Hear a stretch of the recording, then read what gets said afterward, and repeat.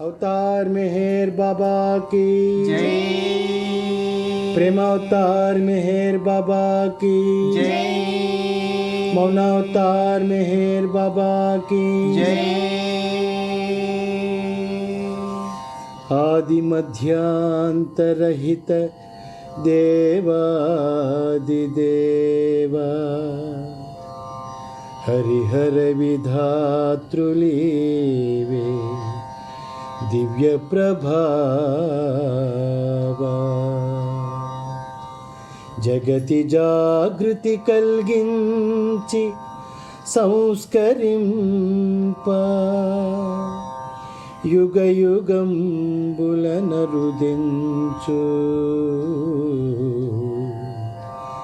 సగుణ రూప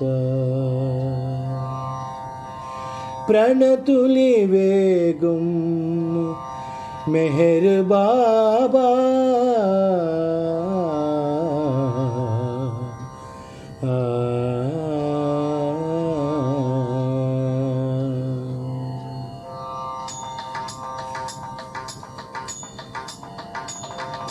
नमो मेहर बाबा अवतार नमो देव देवा प्रभु नमो मेहर बाबा अवतार नमो देव देवा प्रभु नमो मेहर बाबा अवतार नमो देव देवा प्रभु नमो मेहर बाबा अवतार नमो देव देवा अपार दिव्य कृपा सागर अपार दिव्य कृपा सागर सकल चराचर जगदुद्धार सकल चराचर जगदुद्धार नमो मेहर बाबा अवतार नमो देव देवा प्रभु नमो मेहर बाबा अवतार नमो देव देवा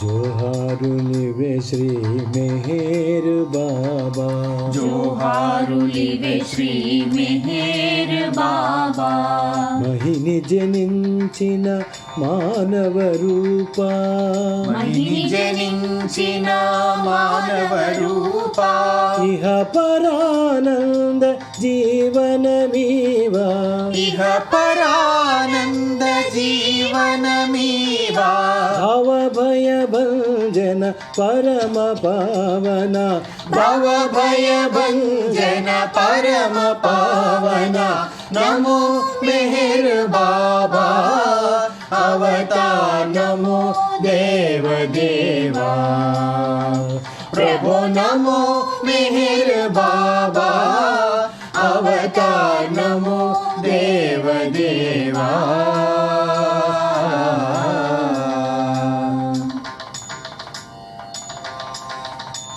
अज्ञानांधत अंतमु जेसी अज्ञानांधत अंतमु जेसी दिव्य विज्ञान दृष्टिनो संगी दिव्य विज्ञान दृष्टिनो संगी हरिषड्वर्गमु अंतरिंपगा हरिषड्वर्गमु अंतरिंपगा अव्यय मोक्षं अनुग्रहिंपुमु अव्यय मोक्षं अनुग्रहिंपुमु नमो मेहर बाबा अवतार नमो देव देवा प्रभु नमो मेहर बाबा अवतार नमो देव देवा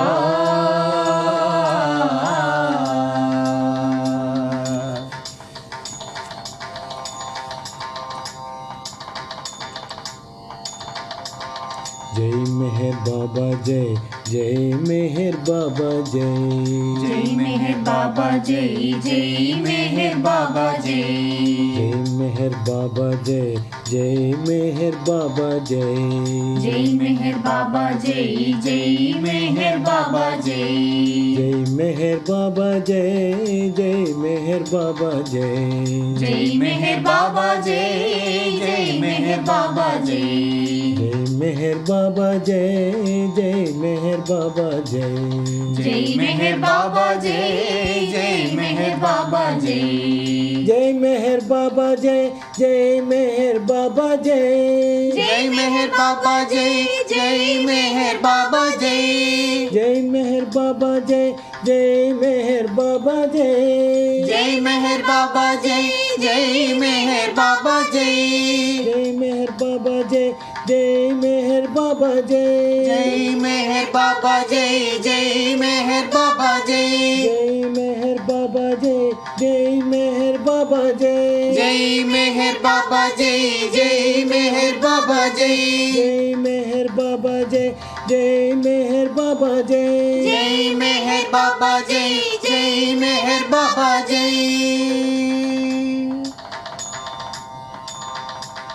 अवतार मेहर बाबा की जय.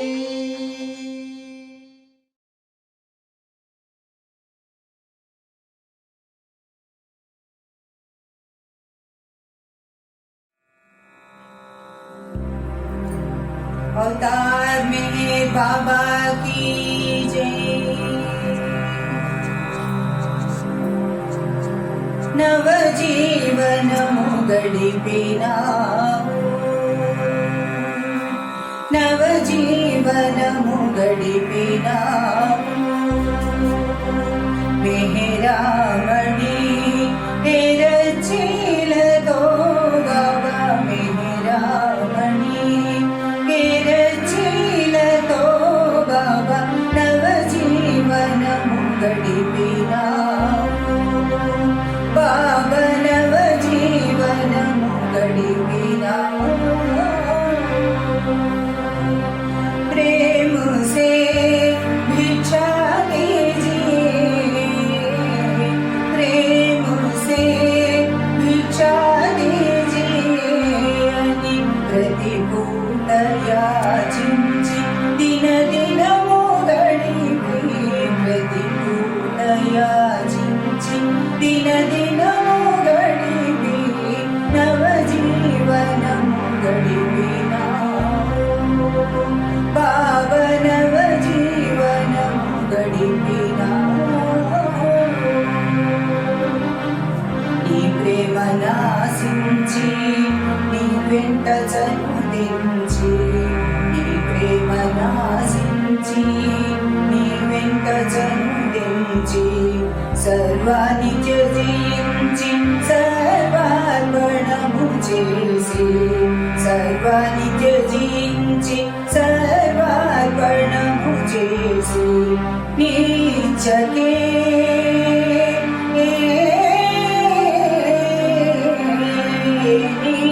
నీచకే నిత్య సంతృప్తులై మనిన.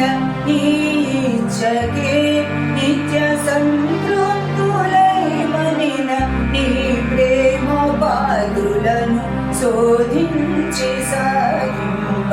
నవజీవన ముగడిపినా బాబా. నవజీవన ముగడిపినా.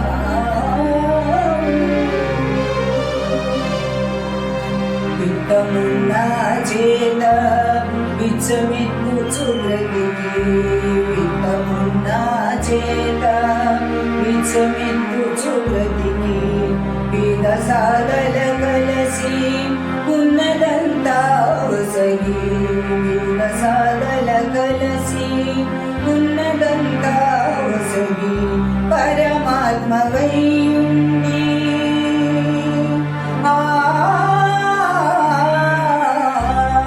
పరమాత్మవై ఉండి పాదయాత్రలు చేసి. పరమాత్మవై ఉండి పాదయాత్రలు చేసి. ప్రేమావతరణం ఎల్లెడల వ్యాపింప. నవ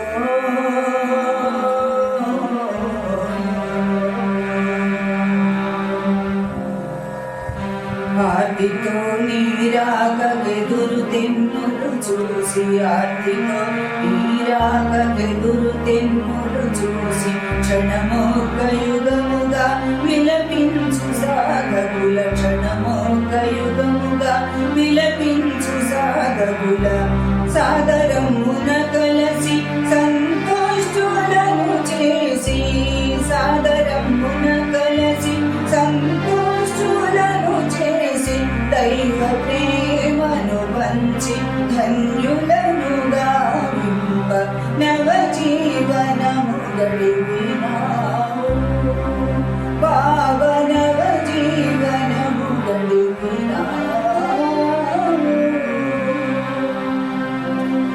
ఆధ్యాత్మికతలోని అంతరార్థము తెలుపా ఆధ్యాత్మికతలోని అంతరార్థము తెలుపా ప్రేమతత్వములోని ప్రాశస్త్యము తెలుపా ప్రేమతత్వములోని ప్రాశస్త్యము తెలుపా మెహరావతారము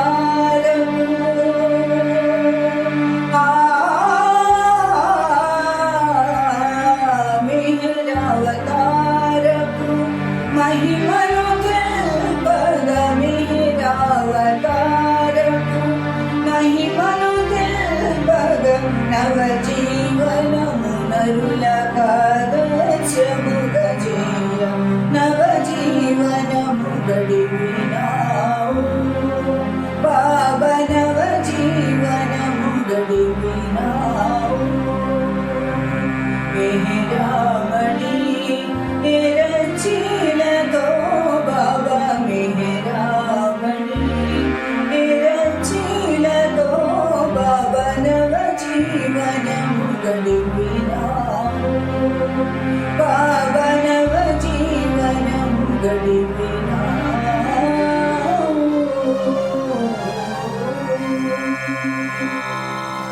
अवतार मेहर बाबा की जय अवतार मेहर बाबा की जय अवतार मेहर बाबा की जय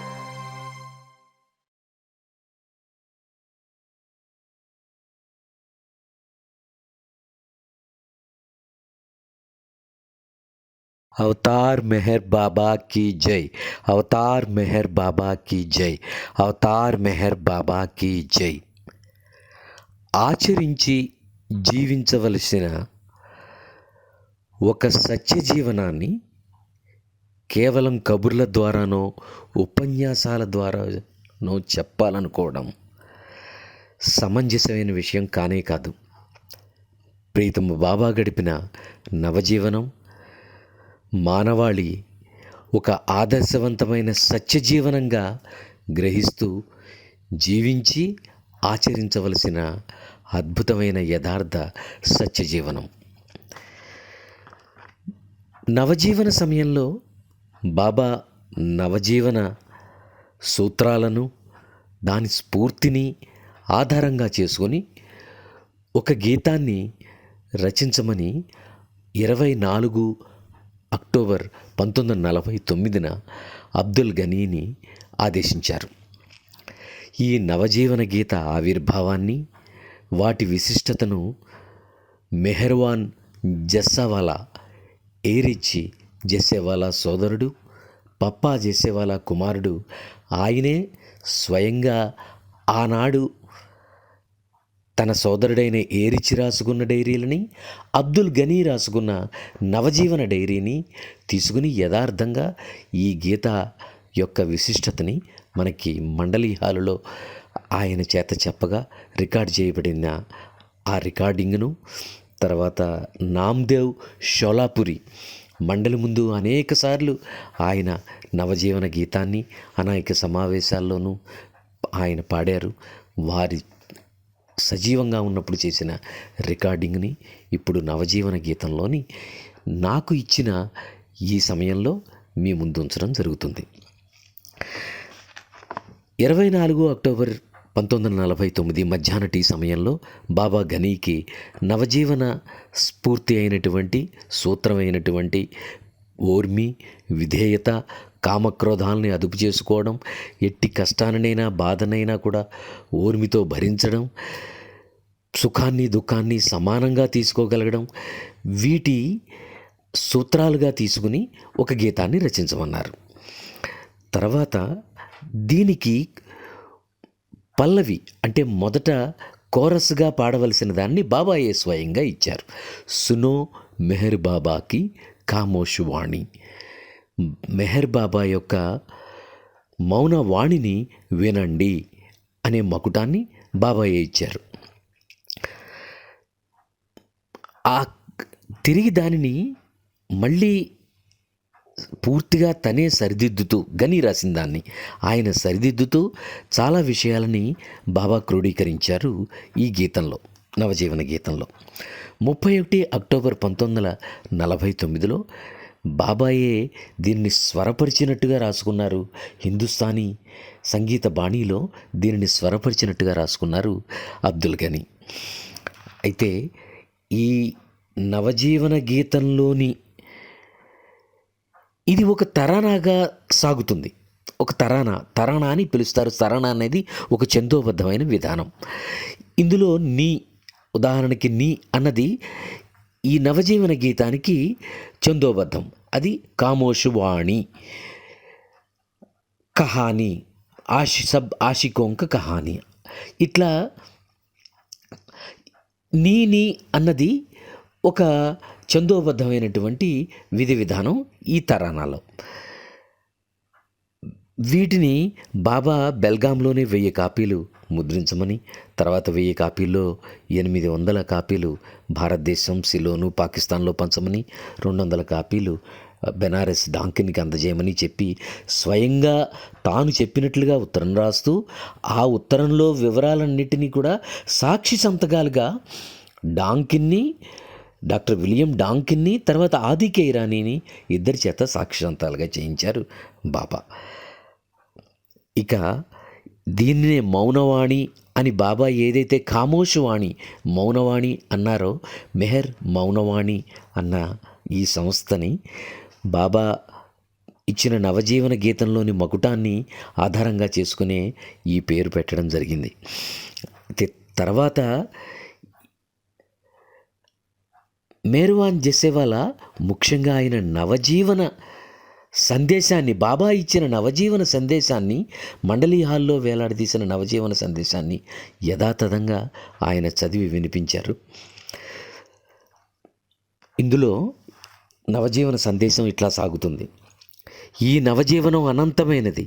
ఎవరైతే భ్రాంతి, అసత్యము, ద్వేషము, క్రోధము, లోభము మరియు కామమును పూర్తిగా త్యజించిన జీవితాన్ని గడుపుతారో, మరియు అట్టి జీవితాన్ని గడపడానికి కామపూరితమైన పనులు చెయ్యరో, ఎవరికి హెట్టి హాని కలగజేయరో, పరోక్ష నిందలు వెయ్యరో, ప్రాపంచిక సంపదలను, అధికారాన్ని కాంక్షించరో, ఎట్టి మర్యాదలను అంగీకరింపరో, సత్కారములకు ఉప్పొంగరో, అవమానములను కృంగిపోరో, ఎవరికి దేనికి భయపడరో, సంపూర్ణంగా భగవంతునిపై మాత్రమే భారం ఉంచి కేవలం ప్రేమ కోసమే భగవంతుని ప్రేమిస్తూ దైవీ ప్రేమికులను, వ్యక్త రూపాలను విశ్వసింతురో, మరియు ఎట్టి ప్రాపంచిక ఆధ్యాత్మిక ప్రతిఫలాన్ని ఆశించరో, ఎవరైతే సత్యం యొక్క ప్రాపును విడనాడక, ఎట్టి ఆపదలను చలించక, స్థైర్యంతో, నిండు హృదయంతో అన్ని కష్టాలను 100కి 100 పాళ్ళు సంతోషంగా ఎదుర్కొంటారో, మరియు ఎవరు కులగోత్రాలను, మతపరమైన కర్మకాండకు ప్రాధాన్యత ఇవ్వరో, అట్టి వారి చేత నా భౌతిక మరణానంతరం కూడా ఈ నవజీవనం నిరంతరంగా జీవించబడుతుంది. ఇది నవజీవనానికి బాబా ఇచ్చిన నిర్వచనం. అది జీవించవలసిన విధి విధానాన్ని ఆయన్ని సూత్రప్రాయంగా మనందరికీ తెలియజేయడం జరిగింది. దీన్ని మేర్వాన్ జెసేవాలా కూడా ఈ రికార్డింగ్లో వింటారు. చాలా ఉద్వేగంగా, భావోద్వేగంతో ఆయన చదవడాన్ని. ఇకపోతే నామ్దేవ్ షోలాపురి, ఆయన నవజీవన గీతాన్ని చాలాసార్లు మండలి ముందు పాడారు. ఇదిగాక సోదర మణి పాడిన రికార్డింగ్ని కూడా, నవజీవన గీతాన్ని, దాన్ని కూడా ఉంది.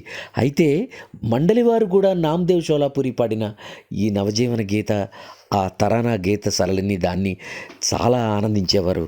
ఇప్పుడు ఆ గీతాన్ని మీ ముందు ఉంచడం జరుగుతుంది. అయితే దీని తెలుగు అనువాదాన్ని సోదరు సుశీల్ గారు ఇప్పటికే పాడి ఉండడం జరిగింది కనుక ఇంకా దాని తెలుగు అనువాదాన్ని నేను ప్రత్యేకంగా చేయటం లేదు. అయితే నామదేవ్ షోలాపురి తెలంగాణ ప్రాంతానికి చెందిన తెలుగువారు. ఆయన చాలా సమావేశాలు సభల్లో ఈ నవజీవన గీతాన్ని పాడారు. బాబా ప్రత్యేకంగా అన్నారు అబ్దుల్ గనీతో, నువ్వు నవజీవన గీతం ఎలా ఉంటుంది అంటే అది ఒక ప్రార్థన కింద, తర్వాత కాలాల్లో సమావేశాల్లోనూ ఒక సంకీర్తన విధానంగా ఉంటుందన్నారు బాబా ఈ నవజీవన గీతాన్ని. తర్వాత అయితే చాలామంది నామదేవ్ షోలాపురి అంటారు, దీన్ని చాలామందికి వినిపించినప్పుడు అద్భుతం ఉర్దూ పండితులు, తర్వాత ఎంతోమంది హిందుస్థానీ గాయకులు కూడా అద్భుతంగా దీన్ని స్వరపరిచారు. దీని పదాలు కూడా ఎక్కడా ఇంతవరకు మేము విని ఉండలేదు అని నాకు చెప్పేవారంటారు నామదేవ్ షోలాపురి. అయితే దీన్ని బహుశా వార్కారీలా ఒకసారి మండలియాల్లో ఆయన పాడుతూ వార్కారీలు మహారాష్ట్రలో వార్కారీలు పండరీపురానికి కాలినడకని యాత్ర చేస్తారు, వాళ్ళని వార్కారీలు అంటారు. వారు సంకీర్తనతో వెళతారు. తర్వాత ఇక్కడ కూడా తిరుపతికి కాలినడకన అది వెళ్ళడం ఇవన్నీ జరుగుతున్నప్పుడు గోవిందనామస్మరణ లేదా సంకీర్తన చేస్తున్నట్టుగా ఇది కూడా రేపొద్దున బాబా నవజీవన గీతం కూడా అటువంటిదే అవుతుంది అని అన్నప్పుడు అలోబా అంటారు, లేదు అంతకన్నా ఒక భారతదేశంలో అవడం కాదు, ప్రపంచవ్యాప్తంగా అవుతుంది. ఎందుకంటే బాబా సాక్షి సంతకాలుగా ఒక పాశ్చాత్యుడి చేత అయినటువంటి డాక్టర్ విలియం డాంకిన్ చేత, ఒక భారతీయుడైనటువంటి ఆది కైరాణి చేత, ఇద్దరి చేత సంతకాలు పెట్టించారు. ఇది చేయడం వల్ల ప్రపంచవ్యాప్తంగా ఈ గీతాన్ని పాడుకోవడం జరుగుతుందని అంటారు. దాన్ని ఆయన పాడి వినిపిస్తారు. తర్వాత ఆఖరిగా ఈ గీతం గురించి చెప్పాలంటే హిందుస్థానీ బాణీలో దీన్ని స్వరపరచడం జరిగింది. దీన్ని బహుశా ఆయన దీని అసావేరి రాగం, మన కర్ణాటక సంగీత బాణీలో అసావేరి రాగం, తర్వాత సింధు భైరవికి దగ్గరగా ఉంటుందంటారు. తర్వాత ఈ తరానాకి 2 రకాల తాళాలు ఉంటాయని, ఒకటి ధృతి వేగంగా వేసే తాళం, ఒకటి మధ్య తాళం. ఈ మధ్య తాళంలో బాబా దీన్ని స్వరపరిచినట్టుగా చెబుతారు. ఈ మెహర్వాన్ జసేవాలా ఆనాటి డైరీలా చదివిన విషయాన్ని, తర్వాత నామదేవ్ షోలాపురి పాడిన ఈ పాటని ఇప్పుడు మీరందరూ విని తరించారనే స్పష్టంగా చెప్పగలుగుతాను. తరించడమే వీటిని విని మనం అవతార్ మెహర్ బాబా కీ జై. Avatar Meher Baba Ki Jai. This is Meherwan speaking at Mehrazad in the Mandli Hall, and it's the 3rd of March 2005. I have been asked to give a few words regarding beloved Baba's New Life song, and this is what I would like to present over here. There are extracts from Dr. Abdul Ghani's New Life Diaries, where mention has been made of the origin of the New Life song and how it came to be written. So I can do nothing better than read out the relevant extracts. I will now read the relevant extract from Dr. Abdul Ghani's New Life Diary, entry dated 24th October 1949. After noon tea, Baba gave instructions to Dr. Ghani to compose a poem incorporating the chief governing principles of the new life, such as obedience, suppression of anger, greed, lust, truthfulness, happiness, and cheerfulness under all circumstances, etc. This finished poem, he said, would form a sort of a prayer to begin the day with, and also a sort of an opening song for a musical concert if and when the occasion demands. The chorus for the poem had also been dictated by Baba, and it runs as follows: Suno Mera Baba ki khamosh bani. Then we have the other relevant extract from Dr. Ghani's diary, which is dated 31st October 1949. In the afternoon, Baba approved the song of the new life of Baba and his companions, composed by Dr. Ghani in Hindustani. He asked him to prepare copies of the said song as also the copies of English translation. This done, Baba dictated the following letter to the arrangement walas at Ahmednagar. Belgaum, 31st October 1949. To the arrangement walas concerned. Subject: मेहर बाबा और उनके साथियों की नई जिंदगी का तराना. Print 1000 copies of leaflets on foolscap sheet in Hindi.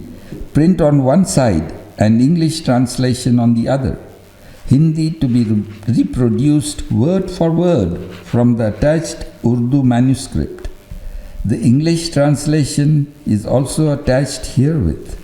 Distribute 800 copies to the interested ones everywhere in India, Ceylon and Pakistan, and not in the West, and send 200 copies to William Donkin, care of Postmaster, Banaras Cantonment, to reach there after 14th November and before 10th December 1949. Signed, Abdul Ghani Munsif, dictated by Baba. Witnesses, Adi K. Irani, William Donkin. Now I will read the most powerful message that Baba gave out to the world, which gives out the essence of the new life which he wanted the world to know.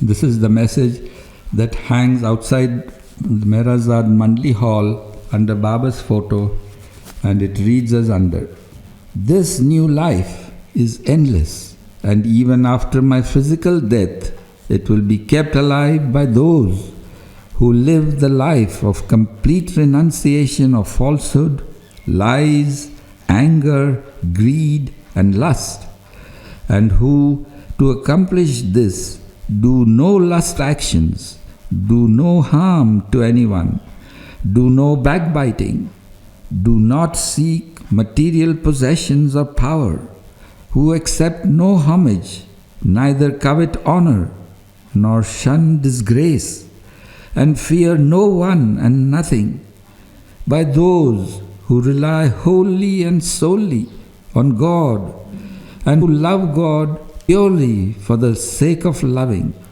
who believe in the lovers of God and the reality of manifestation, and yet do not expect any spiritual or material reward, who do not let go of the hand of truth, and who, without being upset by calamities, bravely and wholeheartedly face all hardships with 100% cheerfulness and give no importance to caste, creed, and religious ceremonies.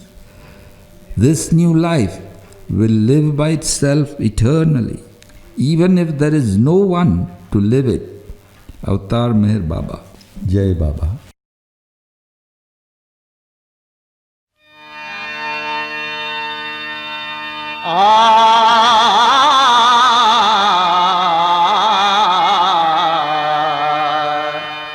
सुनो मेहर बाबा की खामोश बानी, इसी में है सब आशिकों की कहानी। सुनो मेहर बाबा की।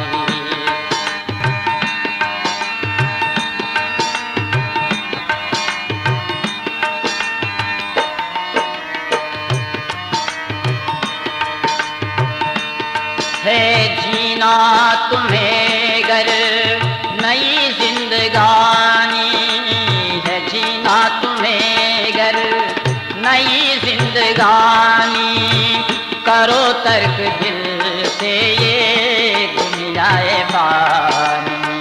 सुनो मेहर बाबा की खामोश बानी, इसी में है सब आशिकों की कहानी। सुनो मेहर बाबा की।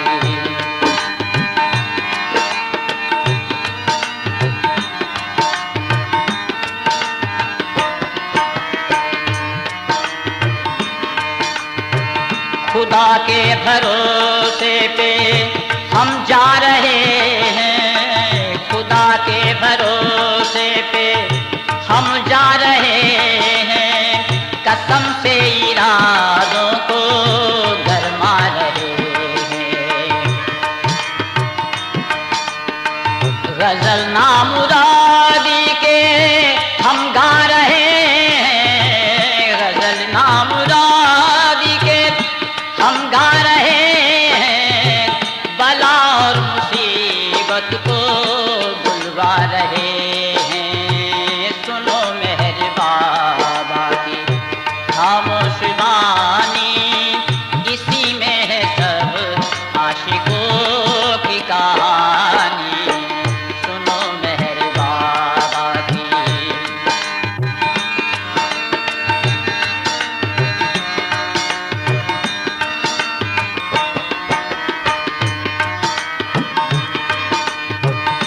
उम्मीदों का रोना, नवादों का शिकवा शिकवा, उम्मीदों का रोना, नवादों का शिकवा शिकवा, न इज्जत से मतलब न जिल्लत की परवाह, न गीबत किसी की न खतरा किसी का, न गीबत किसी की न खतरा किसी का, यही रंग है अब अपनी जिंदगी का। सुनो मेहर बाबा की खामोश वाणी, इसी में है सब आशिकों की कहानी।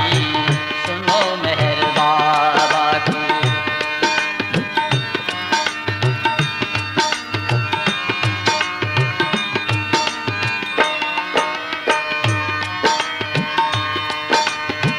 ख्यालों में उलझन है बाकी न बंधन, है निखवत न गुस्सा न कुछ काम कंचन। ख्यालों में उलझन है बाकी न बंधन, है निखवत न गुस्सा न कुछ काम कंचन। है मजहब से रिश्ता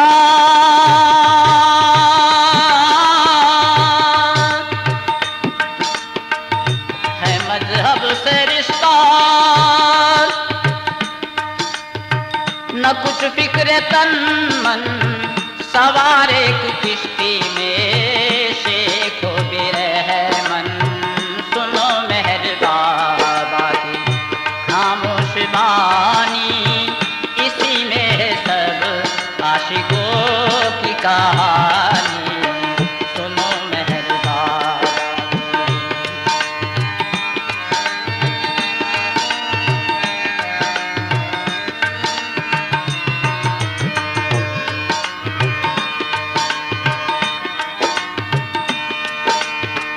न अपने लिए कोई छोटा बड़ा है, न अपने लिए कोई छोटा बड़ा है, मुरीद और मुर्शद न मौला रहा है। अखवत का बाहम जो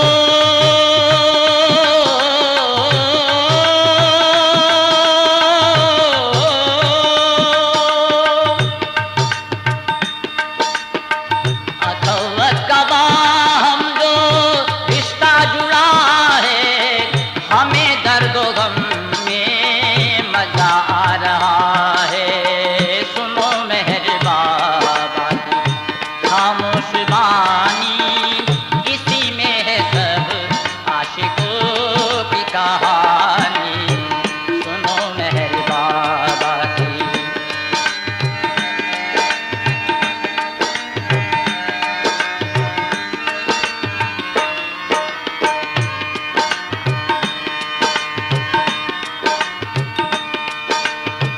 न दुनिया न उकबा, न दोज़ख न जन्नत, न सिद्धि न शक्ति न नक्कश तो करामत,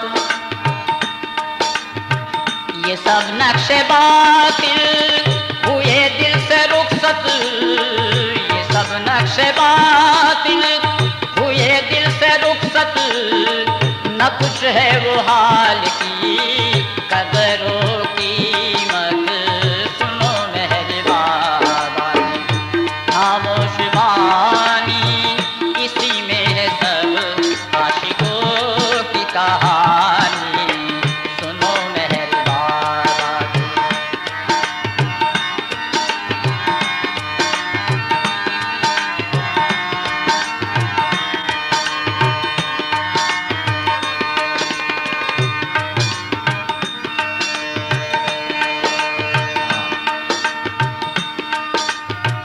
ये अल्फाज बाबा के सुनो दिल से प्यारे,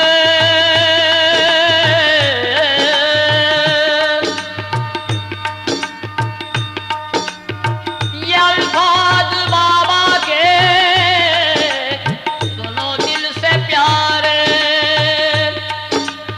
शुमार अब मेरा है बराबर तुम्हारे, मगर हुक्म अच्छे बुरे दू के न्यारे, मगर हुक्म अच्छे बुरे दू के न्यारे, बजा लाओ फौरन खुदा के सहारे। सुनो मेरे बाबा की खामोश वाणी, इसी में है सब आशिकों की कहानी। सुनो मेरे बाबा की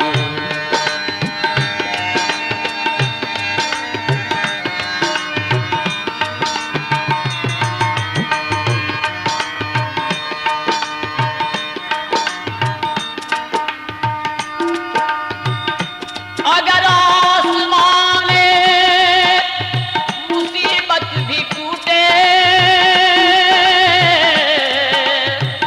सदाकत का हाथों से दामन छूटे, चमन या सोहिरमाने हर चंद लूटे, चमन या सोहिरमाने हर चंद लूटे, तवक्कल से इनमें लगा बेल बूटे। सुनो मेरे बाबा की खामोश वाणी, इसी में है सब आशिकों की कहानी। सुनो मेरे बाबा की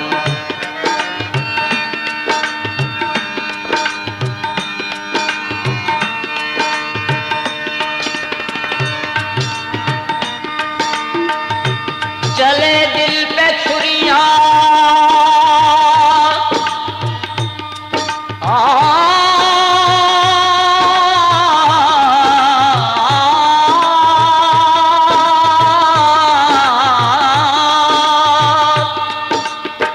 चले दिल पे छुरियां, मगर लबो खंदा, ये एक रंग है जिसको करता हूँ रियां।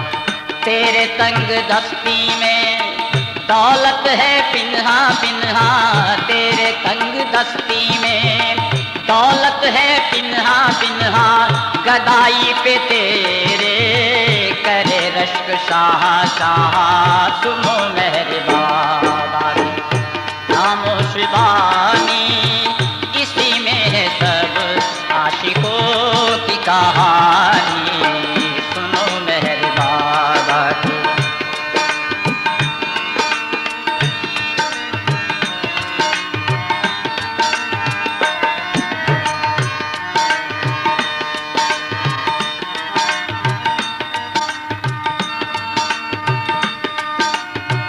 है बेशक खुदा और बरहक नबी है, बहर दौर अवतार हरदम बनी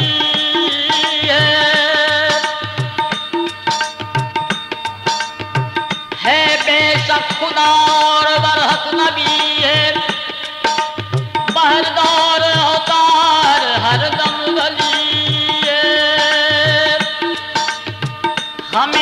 फकत बेबसी बेकसी है, हमें तो फकत बेबसी बेकसी है।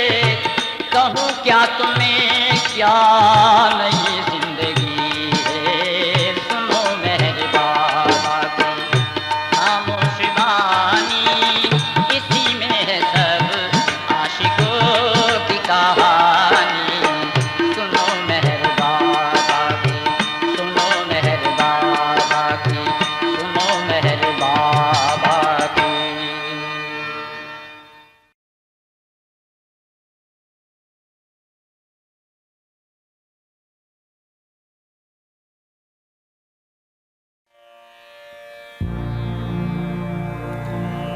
अवतार मेहर बाबा की जय। निन्नु దేవుడవనుచు సన్నుతించే మనసు, నిన్ను దేవుడవనుచు సన్నుతించే మనసు, నన్ను వీడని నాడు నిన్ను పొందగలేను, నన్ను వీడని నాడు నిన్ను పొందగలేను. సర్వాత్మని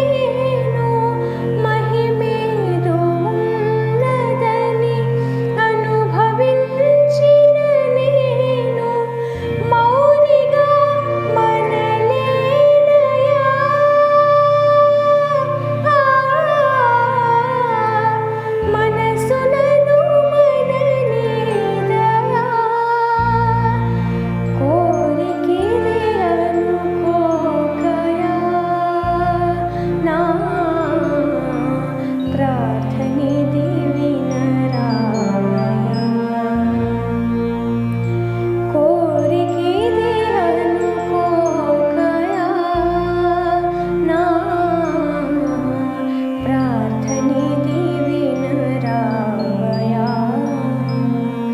నిన్ను దేవుడవనుచు సంధించే మనసు నన్ను వీడని నాడు నిన్ను పొందగలేను సర్వాత్మని ప్రేమ ఇసుమంత ప్రసరించి మనసు దూరము చేయుమా నీదు సన్నిధి చేర్చుమా మనసు దూరము చేయుమా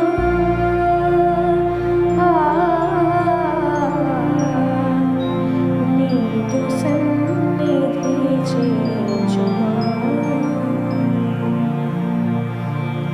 अवतार मेहर बाबा की जय।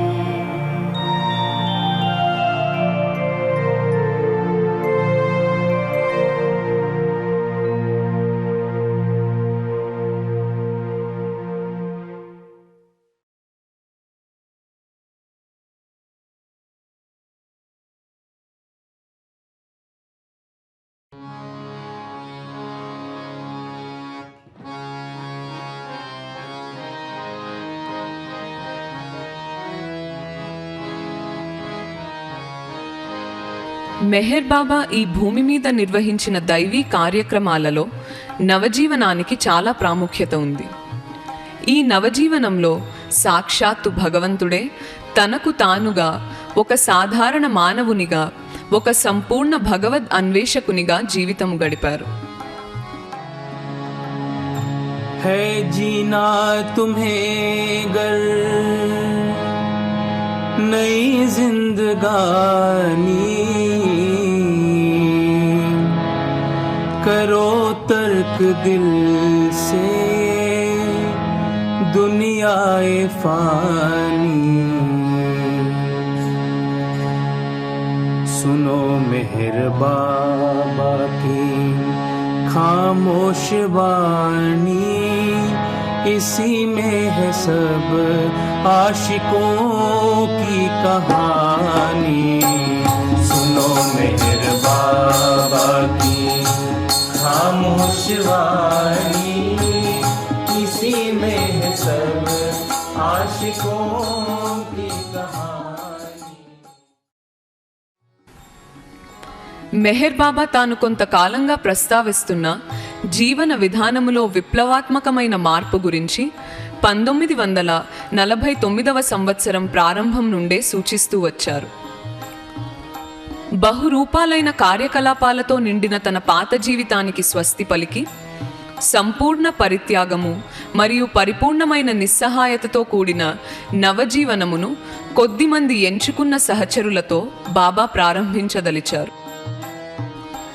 మెహరాబాద్ మరియు మెహరాజాద్ ఆశ్రమాలను మూసివేసి సమాధి గది తప్ప తన పేరు మీద ఉన్న ఆస్తులన్నీ అమ్మడానికి నిర్ణయించారు. ఈ ప్రకటన ఆయన సహచరులను ఆశ్చర్యచకితులను చేసింది. सुनो मेहर बाबा की खामोश वाणी इसी में है सब आशिकों की कहानी తన మీద ఆధారపడి తనతో రాని వారికి తగిన నివాస సదుపాయాలను ఏర్పాటు చేశారు. బాబా 16 మంది పురుషులను 4 స్త్రీలను వారి అంగీకారం మేరకు నవజీవనంలో పాల్గొనటానికి ఎంపిక చేశారు. వీరిలో హిందువులు, ముస్లింలు, జొరాస్ట్రియన్లు, సిక్కులు, క్రిస్టియన్లు ఇలా వివిధ మతాలకు చెందిన వారు ఉన్నారు. వీరితో పాటు 5 అరేంజ్మెంట్ వాలాస్ను కూడా నియమించారు.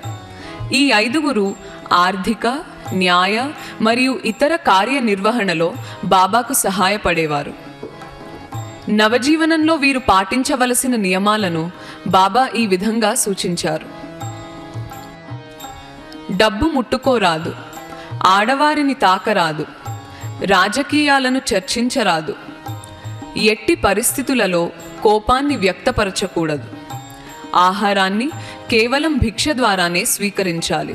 బాబాను అవతారునిగా కాకుండా తమ సహచరునిగా తమతో సమానంగా భావించాలి. ఎల్లప్పుడూ బాబాకు విధేయులుగా ఉండాలి. అసత్యము చెప్పకూడదు. ప్రతి విషయంలోనూ స్పష్టంగా, దాపరికం లేకుండా యథార్థంగా ఉండాలి. ఎవరి నుండి ఎటువంటి ఆదరాభిమానాలు స్వీకరించకూడదు. ఒకవేళ ఎవరైనా మీకు గౌరవ మర్యాదలు చేసినట్లయితే మీరు అదే పద్ధతిలో వారికి ఆ గౌరవ మర్యాదలు తిరిగి అప్పగించాలి. ఎటువంటి భౌతిక లేదా ఆధ్యాత్మిక పురోగతిని ఆశించరాదు. బాటసారుల వలె భిక్షాటన చేస్తూ రేపటి గురించిన ఆలోచన లేకుండా, ఏదీ ఆశించక, ఏ సహాయాన్ని అర్థించకుండా, ఎక్కడికి వెళ్తాము, ఎప్పుడు తిరిగి వస్తాము అనే ఆలోచన లేకుండా గడిపే ఈ నవజీవనం గురించి ప్రస్తావించినప్పుడల్లా బాబా సత్యనాశి, కంప్లీట్ రూయినేషన్ అనే పదాన్ని వాడుతుండేవారు. खुदा के भरोसे पे हम जा रहे हैं, कसम से इरादों को गरमा रहे हैं. गजल ना मुरादी की हम गा रहे हैं, बला और मुसीबत को बुलवा रहे हैं. నవజీవనములోని 4 ఘట్టాలను బాబా ఇలా వివరించారు. నవజీవన శిక్షణా కాలంలో మొదటి ఘట్టం బెల్గాంలో ఉంటుంది. ఈ దశ శారీరక శ్రమతో కూడి ఉంటుంది. శిక్షణా కాలంలోని రెండవ ఘట్టం బెనారస్లో భిక్షాటన మరియు లంగోటీ జీవనంతో మిళితమై ఉంటుంది. శిక్షణలో చివరిది అయిన మూడవ ఘట్టం హరిద్వార్ వెళ్లే దారిలో జిప్సీ లైఫ్ అనగా దేశదిమ్మరి జీవనంతో కూడి ఉంటుంది. 1950వ సంవత్సరం జనవరి 1వ తేదీ నుండి హరిద్వార్కు వెళ్లే దారిలోనైనా లేదా భగవంతుడు మనల్ని ఎక్కడికి తీసుకువెళ్తే అక్కడే నవజీవనం అంతము లేకుండా నిజమైన నిరాశామయ స్ఫూర్తితో నిర్వహింపబడుతుంది. నవజీవనాన్ని పూర్తిగా వివరించడానికి బాబా ఒక భవన నిర్మాణాన్ని పోలికగా తీసుకున్నారు. మొదటి దశ సహాయము మరియు శిక్షణతో కూడి ఉంటుంది. దీనిని భవంతి కట్టబోయే ముందు వాడే ముడి సరుకులైన ఇటుకలు, ఇసుక సిమెంటు మిశ్రమము, సున్నపు రాళ్ళు, మట్టి మొదలైనవి ఎంపిక చేసే స్థితితో పోల్చవచ్చు. ఈ దశలో ఎక్కువగా శ్రామిక శక్తిపైనే దృష్టి పెట్టడం జరుగుతుంది. రెండవ దశలో ముఖ్యంగా 2 భాగాలున్నాయి. మొదటి భాగం శిక్షణతోనూ, రెండవ భాగం ఆచరణతోనూ కూడినది.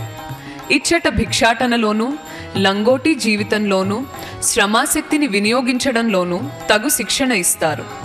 ఈ దశ ఒక భవనానికి పునాది వేయటానికి కావలసిన ముడి సరుకులను సేకరించి ఆ పునాదిని నిర్మించడం వంటిది.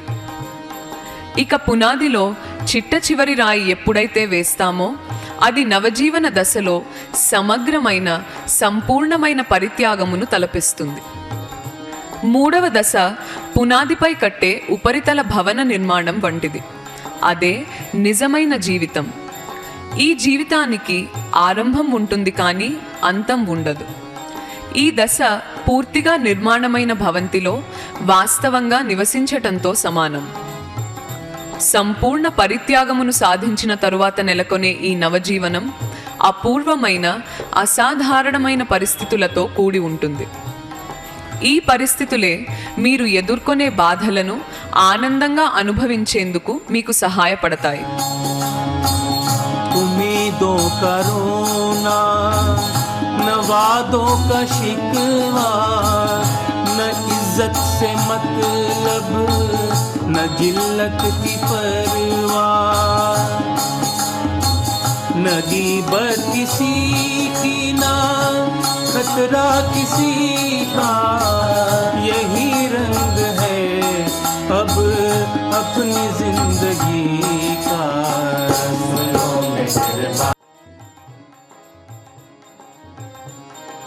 1949వ సంవత్సరం అక్టోబర్ 16న బాబా బృందం మెహ్రాబాద్ నుండి బయలుదేరి సూపా, పూనా, సతారాల మీదుగా 20వ తేదీన బెల్గాం చేరుకున్నారు. బెల్గాంలోని తిలక్వాడీలో ఉన్న కాలం నవజీవనంలో మొదటి శిక్షణా శిబిరంగా జరిగింది. ఇక్కడ సహచరులందరికీ బాబా వివిధ రకాలైన పనులను కేటాయించారు. తాను కూడా స్వయంగా నేలను ఊడ్చి శుభ్రపరచడం, పాత్రలను కడగడం లాంటి పనులు చేసేవారు. బెల్గాంలో బస చేసిన సమయంలో దౌలత్ సింగ్ ఉదాసీనంగా ఉండడం బాబా గమనించారు. తన కూతురి వివాహానికి వెళ్ళలేకపోయిన కారణంగా దౌలత్ సింగ్కు దుఃఖం కలిగింది.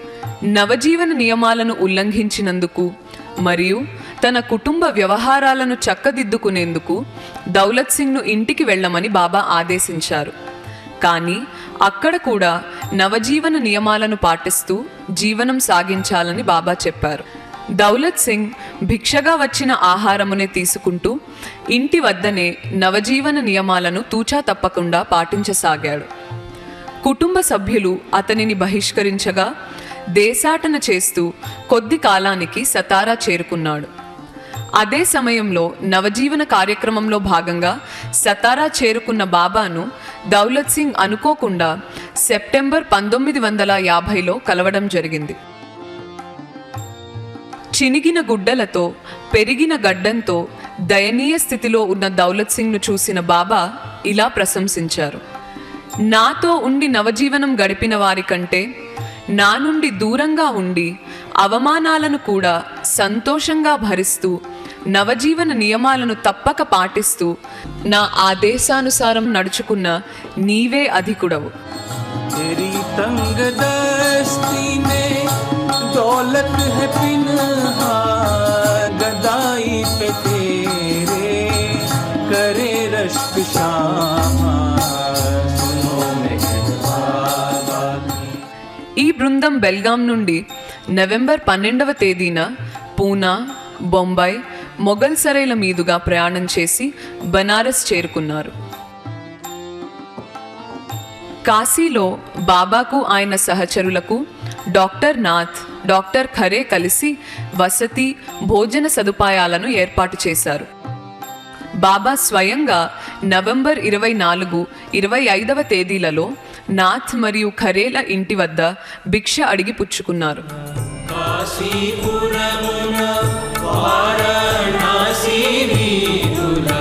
प्रेम से भिक्षा दीजिए अनुचू, प्रेम से भिक्षा दीजिए अनुचू, तिरुपमे तुचू तिरुगाडरंडी, तिरुपमे तुचू तिरुगाडरंडी, భిక్షకుడైన భగవానుడండి, భిక్షకుడైన.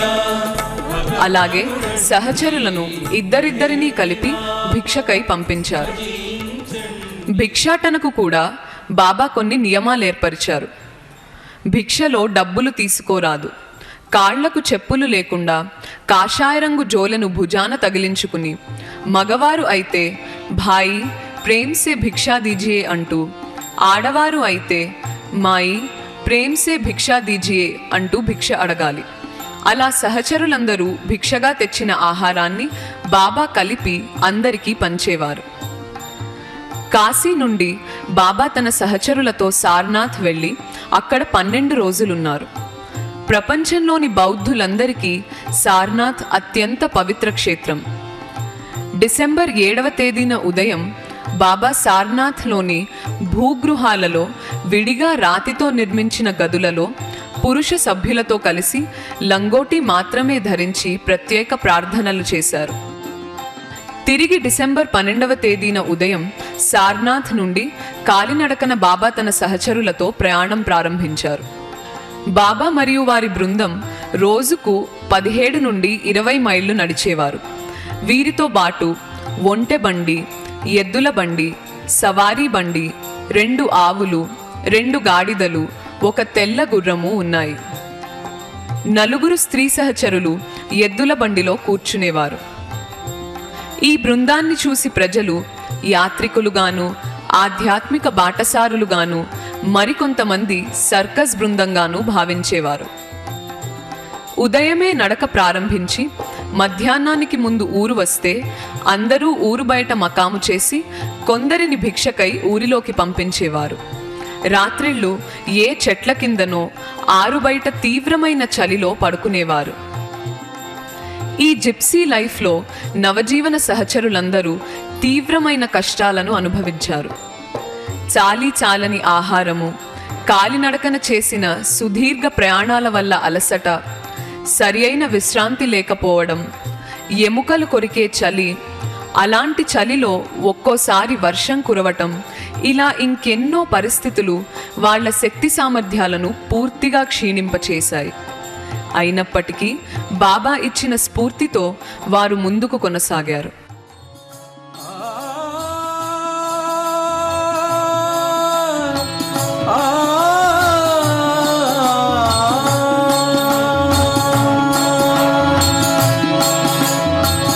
अगर आसमाने मुसीबत भी टूटे,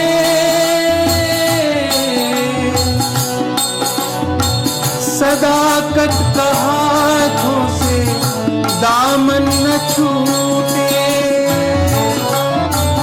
चमनिया सोहिर माने हर चंद लूटे, అలా షివ్పూర్లో ఏరుచ్ ఒక ఇంటికి భిక్షకై వెళ్ళాడు. ఆ ఇంటి నుండి ఒక వృద్ధురాలు బయటికి వచ్చి ఏరుచ్ను చూసి తన ఇంట్లో ఏమీ లేదని చెప్పటానికి మనసొప్పక అతనిని అక్కడే కొద్దిసేపు వేచి ఉండమని వేడుకుంది. అంతలో పక్కింటి నుండి ఆహార పదార్థాలు అరువు తెచ్చి ఎంతో ప్రేమతో వండి భిక్షగా ఇచ్చింది. ఆ రోజు తిన్న ఆ రొట్టెలు కూర రుచించినంత మరెన్నడూ ఏ ఆహారము రుచించలేదని సోదరి మణి చెప్పారు. కాలినడకన 4 రోజులు ప్రయాణం తరువాత జాన్పూర్ చేరుకుని అక్కడ కొన్ని రోజులుండి తరువాత మొరాదాబాద్కు రైల్లో వెళ్లారు. మొరాదాబాద్ నుండి మరల కాలినడకన దాదాపు 12 రోజులు ప్రయాణం తరువాత నజీబాబాద్ చేరుకున్నారు. నజీబాబాద్ నుండి తిరిగి రైల్లో డెహ్రాడూన్కు వెళ్లారు. బాబా డెహ్రాడూన్కు రాకపూర్వమే అక్కడ కొన్ని మాసాలు ఉండటానికి ప్రత్యేకమైన ఒక స్థలాన్ని సేకరించి ఆయన నివాసానికి యోగ్యమైన ఇళ్లు నిర్మించాలని కేకీ దేశాయ్ మరియు కేకీ నాలావాలాకు సూచించారు. పట్టణానికి 2 కిలోమీటర్ల దూరంలో ఉన్న మంజ్రీ మాఫీని అందుకు ఎంచుకున్నారు. ఈ స్థల సేకరణ మరియు ఇళ్ల నిర్మాణానికి శత్రుఘ్న కుమార్ అనే వ్యక్తి ఎంతో సహాయపడ్డాడు. 1950వ సంవత్సరం జనవరి 12వ తేదీన బాబా డెహ్రాడూన్కి రైల్లో చేరుకుని స్టేషన్లోని విశ్రాంతి గదిలో ఉన్నారు. అక్కడ ఉన్న శత్రుఘ్న కుమార్ను చూసి, మాకు ఆహారం భిక్షగా సమర్పించాలి, 1 గంటలో అందించగలవా అని అడిగారు. దానికి కుమార్ అంగీకరించి వెంటనే ఇంటికి వెళ్ళి వెజిటబుల్ పులావ్ చేయించి తీసుకొచ్చాడు. విశ్రాంతి గదిలో ప్రవేశిస్తున్న కుమార్కు తాను వెళ్లే సమయంలో ఎలా ఉందో అదే దృశ్యం తనకు కంటపడింది. అతను ఇంటికి వెళ్ళడం, పులావ్ చేయించి తీసుకురావడం, ఇదంతా ఒక్క క్షణంలో జరిగిన అనుభూతి ఆయనకు కలిగింది. అతను 10 మందికి సరిపడా ఆహారం తీసుకుని రాగా అక్కడ చాలా మంది ఉండడం గమనించి ఆహారం సరిపోదేమో అని ఆందోళన పడ్డాడు. పురుష సహచరులకు వడ్డించిన తరువాత బాబా కుమార్ని పక్క గదిలో ఉన్న స్త్రీ సహచరులను కూడా ఆహారం ఇవ్వమన్నాడు. ఆందోళనతో అతను మూత తీసి చూడగా ఆ గిన్నెలో అన్నం నిండుగానే ఉంది. ఇది చూసిన శత్రుఘ్న కుమార్కు ఆశ్చర్యంతో పాటు కలిగిన ఆనందానికి అవధులు లేవు. డెహ్రాడూన్లో ఉంటున్న కాలంలో బాబా తనకు కావలసిన కొంతమంది అనుచరులను మాత్రమే తనతో ఉంచుకుని మిగిలిన వారిని ఆదేశాల ప్రకారం ఏదైనా వృత్తి గాని ఉద్యోగం గాని చేపట్టి జీవితం గడుపుతూ మిగిలిన డబ్బును బాబా సేవకై వినియోగించాలని చెప్పి పంపారు. ఆ ఆదేశాలకు లోబడి కొంతమంది అనుచరులు ఢిల్లీలోని కేకే దేశాయ్ ఇంటిలో నేతి వ్యాపారం ప్రారంభించారు. అది నష్టంతోనే అంతమైంది. తనతో ఉన్న సహచరులతో బాబా హరిద్వార్, రిషికేశ్ ప్రాంతాలలో మస్తుల సాంగత్యం చేసి తన కార్యక్రమాన్ని కొనసాగించారు. 1950వ సంవత్సరం ఏప్రిల్ మాసంలో హరిద్వార్లోని కుంభమేళాకు లక్షలాది ప్రజలు వచ్చారు. ఈ సందర్భాన్ని పురస్కరించుకుని బాబా దాదాపు 10,000 మంది సాధువులకు వంగి నమస్కారం చేశారు.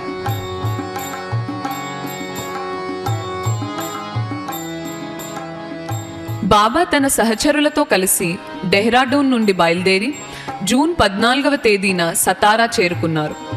అక్కడ నుండి బయలుదేరి 16 అక్టోబర్ 1950న మహాబలేశ్వర్కు వచ్చారు. ఆ రోజుకి నవజీవనం ప్రారంభించి సరిగ్గా 1 సంవత్సరం గడిచిన సందర్భంగా బాబా ఒక సమావేశం ఏర్పరిచారు. 16 అక్టోబర్న 1 రోజు కొరకు బాబా పాత జీవితంలోకి అడుగుపెట్టారు. ఆ రోజు బాబా ప్రేమికులందరికీ ఆయనను దర్శించుకునే భాగ్యం కలుగజేశారు. మహాబలేశ్వర్లోనే 1951వ సంవత్సరం 13 ఫిబ్రవరి నుండి 24 మే వరకు 100 రోజులు ఏకాంతవాసాన్ని మెహర్ బాబా చేశారు. తానుగజేసి మృష్ట భోజనము తన వారి కొసగి మౌనముగానే బాధలనోర్చి మానవాళికి ప్రేమను పంచిన మెహరుని నామము భజించండి. బాగా బ్రతికి ఆర్థికంగా చితికిపోయి జీవన ఆధారం కోల్పోయి భిక్ష అడగడానికి మనసొప్పక దుర్భర జీవితం గడిపే పేదవారికి ధన సహాయం చేసే కార్యక్రమరీత్యా బాబా క్యాల్కటా నుండి మద్రాస్ చేరుకున్నారు. గూడూరులో నివసించే ఇటువంటి ఒక కుటుంబ వివరాలను ఎరుచ్ ఒక పాన్ దుకాణం యజమాని దగ్గర సేకరించాడు.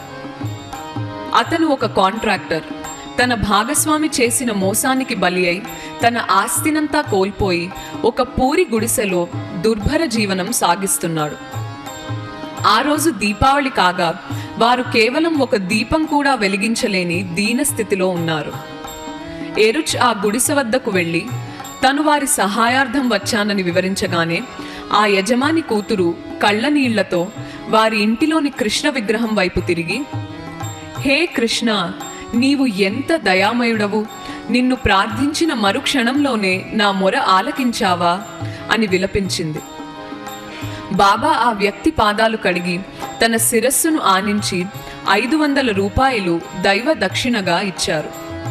ఈ విధంగానే దీనస్థితిలో ఉన్న మరికొన్ని కుటుంబాలకు బాబా ధన సహాయం చేశారు. పేదల పాదములను కడిగి శిరమును మోడ్చి మ్రొక్కెను సుండి సర్వోన్నతుడు ఈశ్వరుడైతను అందరి అందు పున్నాననెడి అందరి అందు పున్నాననెడి మెహరుని. మహాబలేశ్వర్ నుండి బయలుదేరిన బాబా బృందం 1951వ సంవత్సరంలో 27 మేన హైదరాబాద్ చేరుకుని బంజారా హిల్స్లోని కోహినూర్ బంగళాలో బస చేశారు. హైదరాబాద్లో జూన్ 28, 29, 30 తేదీలలో ఒక ముఖ్యమైన సమావేశం ద హైదరాబాద్ మీటింగ్ను నిర్వహించారు. ఆ సమావేశంలో దైవీ నిర్ధారిత చర్య ద గాడ్ డిటర్మైన్ స్టెప్ అయిన మనోనాష్ గురించి ప్రకటించారు. ఆ సమావేశంలో కొత్త జీవితానికి మరియు పాత జీవితానికి చెందిన 39 అనుచరులు పాల్గొన్నారు. మనోనాష్ కార్యక్రమం తీవ్రత గురించి చెప్తూ బాబా ఇలా అన్నారు: 4 కోట్ల జీవితాల్లో సాధించేది ఈ 4 నెలలలో సాధించాలి. మనోనాష్ అంటే అసత్యమైన, పరిమితమైన, దుఃఖమయమైన, అజ్ఞానయుతమైన నేను నాశనమై దాని స్థానములో నిజమైన నేను రావాలి. మనోనాష్ వల్ల అనేకత్వం పోయి ఏకత్వం వస్తుంది. అజ్ఞానం పోయి జ్ఞానం కలుగుతుంది. బంధనాలు తొలగి స్వేచ్ఛ వస్తుంది. ఈ మనోనాష్ పని కొరకు బాబా పుప్పాల్గూడలోని ఖాజాగూడ గుహను ఎంచుకున్నారు. బాబా ఈ గుహలో 1951వ సంవత్సరంలో అక్టోబర్ 16 నుండి 24 వరకు ఏకాంతవాసం చేశారు. ఆ ఏకాంతవాసానికి 5 మతాల చిహ్నాల నమూనాలను తెప్పించారు. అవి ఒక దేవాలయము, ఒక చర్చి, ఒక మసీదు, జొరాస్ట్రియన్లు పూజించే అగ్నికుండము, బౌద్ధుల మందిరము. है मजहब से रिश्ता ना कुछ फिक्र तन मन, है मजहब से रिश्ता ना कुछ फिक्र तन मन, सवार एक किश्ती में शेको भी रहे मन, सुनो मेहर बाबा की। అక్టోబర్ 23వ తేదీన బాబా తన పని 100కి 100 విజయవంతం అయిందని ప్రకటించారు. మరుసటి రోజున బాబా తన మనోనాష్ పనిని కొనసాగిస్తూ గుస్తాజీ, బైదుల్, పెండు, ఎరుచ్ మరియు దౌలత్ సింగ్లతో కలిసి కాలినడకన ఔరంగాబాద్ మీదుగా మెహరాజాద్కు పయనమయ్యారు. మెహరాజాద్కు చేరకముందు ఆఖరి మజిలీ బాబా ఇమాంపూర్ మసీదులో చేశారు. అది వాడుకలో లేని ఒక పురాతన కట్టడం. అక్కడ బాబా రాత్రికి విశ్రమించగానే పైకప్పు నుండి ఏదో శబ్దం వచ్చింది. వెంటనే ఎరుచ్ను పిలిచి అదేమిటో చూడమన్నారు. అక్కడ ఒక పక్షి ఉంది. దాని రెక్కల కదలిక వల్ల ఆ శబ్దం వచ్చింది. ఆ పక్షిని బాబా బయటికి తోసేయమన్నారు. ఎరుచ్ అలా చేయబోతుండగా వెంటనే బాబా చప్పట్లు కొట్టి ఆపి ఇలా అన్నారు, భగవంతుని దయ వల్ల ఆ పని జరగకపోవడం మంచిదైంది. నవజీవన నియమాల ప్రకారం ఏ జీవికి హాని తలపెట్టరాదు కదా. ఆ పక్షిని దాని గూటి నుండి తోసేసి ఉంటే నవజీవన ఘట్టం యావత్తు నిష్ప్రయోజనం అయ్యేది. మరునాడు ఉదయం బాబా సహచరులను సమావేశపరిచి రాత్రి జరిగిన విషయాన్ని తెలియజేశారు. ఆ తప్పిదానికి శిక్షగా తన సహచరులను వారి పాదరక్షలతో తన చెక్కిలిపై కొట్టి తన మీద ఉమ్మివేయమన్నారు. కష్టమైనప్పటికీ విధేయతతో బాబా ఆజ్ఞను వారు పాటించారు. ఒక పరిపూర్ణమైన సాధకుడు ఎలా ఉండాలో ఈ సంఘటన ద్వారా మనకు అర్థం అవుతుంది. ఇమాంపూర్ నుండి బయలుదేరి నవంబర్ 23వ తేదీన బాబా తన సహచరులతో మెహరాజాద్ వెనుక గల తెంబి కొండపై నిర్మించిన తన కుటీరానికి చేరుకున్నారు. 14 డిసెంబర్ వరకు ఆ కొండపైన ఏకాంతవాసం ఉండి తన విశ్వ కార్యాన్ని నెరవేర్చారు. డిసెంబర్ 15 నుండి మనోనాష్ కార్యక్రమంలోని ఆఖరి ఘట్టం మెహరాజాద్ కొండ దిగువ భాగంలో ఏర్పరిచిన క్యాబిన్లో ప్రారంభమైంది. 1952వ సంవత్సరం జనవరి 31వ తేదీన బాబా ఎరుచ్ చేత ఒక చిన్న గొయ్యి తవ్వించి తన స్వహస్తాలతో అందులో ధుని వెలిగించారు. ఎరుచ్తో ఒక కాగితంపై ప్రపంచంలోని మతాలన్నింటిలో గల కర్మకాండలు దీనితో అగ్నికి ఆహుతి చేయబడుతున్నాయి అని రాయించి ఆ మాటలను ఎరుచ్తో బిగ్గరగా చదివించి బాబా తన చేతులతో ఆ కాగితాన్ని చించి ధునిలో వేశారు. మంత్రతంత్రముల యోగ సాధనల క్రతువుల క్రమముల పనిలేదనండి, నిస్వార్థ సేవయు నిర్మల ప్రేమయే తనను చేరెడి మార్గములనినా, తనను చేరెడి మార్గములనినా మెహరుని నామము భజించు. ఈ విధంగా బాబా ప్రారంభించిన నవజీవనం మనోనాష్ ఘట్టంతో మెహరాజాద్లో ముగిసింది. ఈ నవజీవనం అనంతమైనది. నా భౌతిక మరణాంతరం కూడా ఈ నవజీవనం ఎవరు భ్రాంతి, అసత్యము, ద్వేషము, క్రోధము, లోభము మరియు కామమును పూర్తిగా త్యజించిన జీవనము గడిపెదరో మరియు అట్టి జీవనము గడుపుటకు ఎవరు కామపూరితమైన పనులు చేయరో, ఎవరికి ఎట్టి హాని కలుగజేయరో, పరోక్ష నిందలు చేయరో, ప్రాపంచిక సంపదలను అధికారాన్ని కాంక్షించరో, ఎవరు ఎట్టి మర్యాదలను అంగీకరించరో, సత్కారములకు పొంగి అవమానములను తిరస్కరించరో, ఎవరికి దేనికి భయపడరో, ఎవరు సంపూర్ణముగా భగవంతుని పైన మాత్రమే భారముంచి కేవలము ప్రేమించుట కొరకు మాత్రమే భగవంతుని ప్రేమించి దైవ ప్రేమికులను వ్యక్త రూపాలను విశ్వసించెదరో మరియు ఎట్టి ప్రాపంచిక ఆధ్యాత్మిక ప్రతిఫలాన్ని ఆశించరో, ఎవరు సత్యము యొక్క ప్రాపు విడనాడరో, ఎవరు ఎట్టి ఆపదలోనైనను చలించక ధైర్యముతో హృదయపూర్వకముగా అన్ని కష్టాలను 100కి 100 సంతోషంగా ఎదుర్కొందురో మరియు కులగోత్రాలకు మతపరమైన కర్మకాండలకు ప్రాధాన్యమివ్వరో అట్టి వారి చేత నిరంతరాయంగా జీవింపబడుతుంది. శాశ్వతమైన ఈ నవజీవనం ఆధ్యాత్మిక జీవితాన్ని సూచించే మార్గాలన్నింటికీ మూలమై సారమై సత్యాన్వేషకులైన సాధకులందరికీ ఆచరణ యోగ్యమైనది. है बेशक खुदा और बरहक नबी है, बहर दौर अवतार हरदम वली है.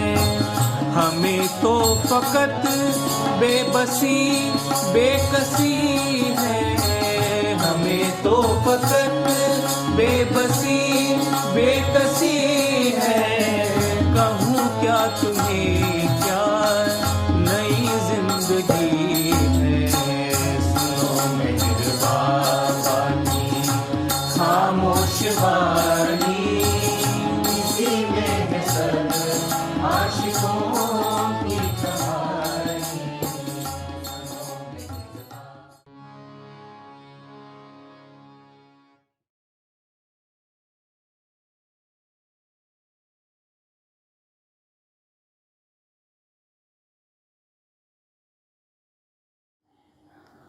అవతార్ మిహిర్ బాబా ఆంధ్ర కేంద్రం వారి ఆన్లైన్ సహవాస ద్వారా మరొక్కసారి మనం అందరం కలుసుకోవడం చాలా ఆనందంగా ఉంది.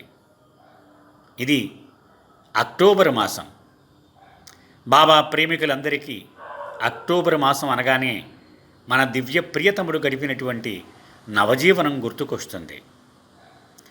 ఇది అక్టోబర్ నెలలో జరిగే సహవాస కాబట్టి ఈ సహవాసలో నవజీవన ముచ్చట్లు మనం చెప్పుకుందాం.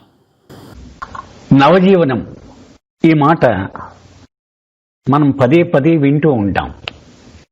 అయితే అసలు ఈ నవజీవనం అంటే ఏమిటి? మనందరం పదే పదే వాడేస్తూ ఉంటాం ఈ పదాన్ని, మనందరికీ తెలుసును అనుకుంటాం కూడా. కానీ ఈరోజు కొంచెం లోతుగా దాన్ని తెలుసుకోవడానికి ప్రయత్నం చేద్దాం. నవజీవనం అంటే మామూలు అర్థం ఏంటి? ఒక కొత్తదైనటువంటి జీవితం. అంటే ఇప్పటి వరకు మనం అలవాటు పడిపోయిన జీవితానికి భిన్నమైనటువంటి జీవితం. ముందు మనం ఎలాంటి జీవితం గడుపుతున్నామో చూద్దాం. కేవలం ఐశ్వర్యాన్ని సుఖాన్ని సంపాదించడం కోసమే రాత్రి పగలు మనం కష్టపడుతూ జీవిస్తూ ఉన్నాం కదా. అయితే భగవంతుని కోసం నిజమైనటువంటి వెతుకులాట మొదలవగానే మానవుడు తన పాత జీవితాన్ని విడిచిపెట్టి ఒక కొత్త జీవితం కోసం వెతుకుతాడు. నేను ఇప్పుడులాగా జీవిస్తున్నట్టుగా జీవించకూడదు, నాకు భగవంతుడు దొరికాడు కదా అని ఏదో కొత్త జీవితం కోసం వెతుకులాట మొదలు పెడతాడు. నేను ఇక నుండి ఇప్పటి వరకు ఎలా జీవిస్తున్నానో అలా జీవించకూడదు అనుకుంటాడు. కానీ ఎలా జీవించాలో మాత్రం అతనికి అంత సులభంగా తెలియదు. బాబా అన్నారు, ఆ కొత్త జీవితాన్ని కనుగొనడం అంత సులభం కాదు సుమా. అందుచేతే అవతారుడు వచ్చిన ప్రతిసారి ఇలా ఎలాంటి జీవితం గడపాలో అని వెతుకుతున్న మానవాళికి ఆ నవజీవనాన్ని పట్టుకొచ్చి ఇస్తాట. ఇదిరా నువ్వు గడపవలసిన జీవితము, ఇలా జీవించు అని చెబుతాడు. అంటే సమకాలీన మానవాళి పరిస్థితులకు అనుగుణంగా ఆ నవజీవనం ఎలా ఉండాలో నిర్ణయిస్తూ ఉంటాడు.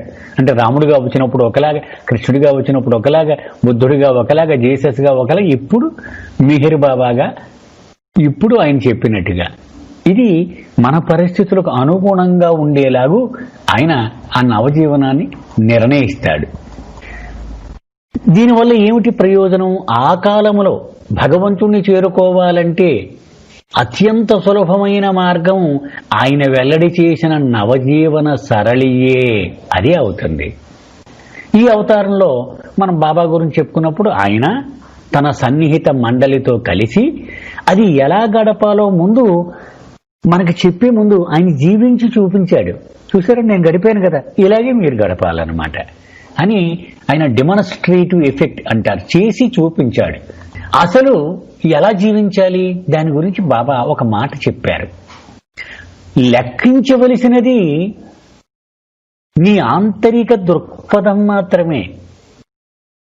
అంతేకాని ఆ దృక్పథాన్ని ఒకడు ఒకలాగా వ్యక్తం చేయొచ్చు, ఇంకొకడు ఇంకొకలాగా వ్యక్తం చేయొచ్చు. అది ప్రధానము కాదు. నీ దృక్పథము ఏ ఉద్దేశంతో అది చేస్తూ ఉన్నావు అదే ముఖ్యమైనది అని దీనికి పునాదిగా బాబా చెప్పారు. మండలి వారికి బాబా 1949లో ఆయన చెప్పారు, నేను నవజీవనం వెళ్ళిపోతానో అక్టోబర్ 16వ తారీఖు నుంచి అన్నారు బాబా. వాళ్ళకంతా గాబరాగా అనిపించింది, అయోమయంగా అనిపించింది. ఏమిటి అసలు నవజీవనం అంటే అనే ప్రశ్న వారి మనసులను తొలిచేస్తూ ఉండేది. బాబా ఏం చెప్తున్నారు అప్పటికి, నేను ఒకసారి మెహరాబాద్ విడిచి వెళ్ళిపోతే మళ్ళీ తిరిగి రావడం ఉండదు, అందరూ నా కూడా రావడానికి కుదరదు, కొంతమందిని ఎంచుకుని నేను తీసుకువెళ్తాను, ఇలా చెబుతూ ఉన్నాడు ఆయన. తన వెంట నవజీవనంలో పాల్గొనడానికి మరి నిర్ణయం తీసుకోవాలి కదా శిష్యులు. అందుకని అనేక సమావేశాలు మెహరాబాద్లో నిర్వహించారు బాబా. పురుషులకు సంబంధించి ఆయన స్వేచ్ఛ ఇచ్చారు. ఇదిగో ఇవయ్యా మనం చేయవలసింది, ఎవడెవడు రెడీయో చెప్పండి అన్నారు. అయితే కొంతమంది విషయంలో మేము రెడీ అని చెప్పినా కూడా తుది నిర్ణయం బాబాయే తీసుకున్నారు. ఉదాహరణ బాలనాటు ఉన్నాడు, నేను వచ్చేస్తా అన్నాడు. ఒరే నువ్వు వచ్చేస్తే గాలికి ఎగిరిపోతావు, అక్కడ కష్టమైన పరిస్థితులు నువ్వు తట్టుకోలేవు, వద్దులే అన్నారు బాబా. అయితే స్త్రీ మండలికి వచ్చేటప్పటికి పూర్తిగా అన్ని నిర్ణయాలు బాబాయే చేసేశారు. మరైతే నవజీవనానికి వెళ్ళిపోతున్నారు కదా శాశ్వతంగా. అప్పటికే అనేక మంది కుటుంబాలు బాబా మీద ఆధారపడి జీవిస్తూ ఉండేవి. మరి వాళ్ళందరికీ ఎలాగో ఆర్థిక వనరులు అంచేత బాబా అన్నారు, మెహరాబాద్ మొత్తం అమ్మేస్తాను, మెహరాజాద్ మొత్తం అమ్మేస్తాను, ఇవన్నీ అమ్మేయగా వచ్చిన డబ్బుని ఈ కుటుంబాలకు ఏర్పాటు కోసము మనము ప్రొవిజన్గా పెడదాము అని అవన్నీ అమ్మేశారు బాబా.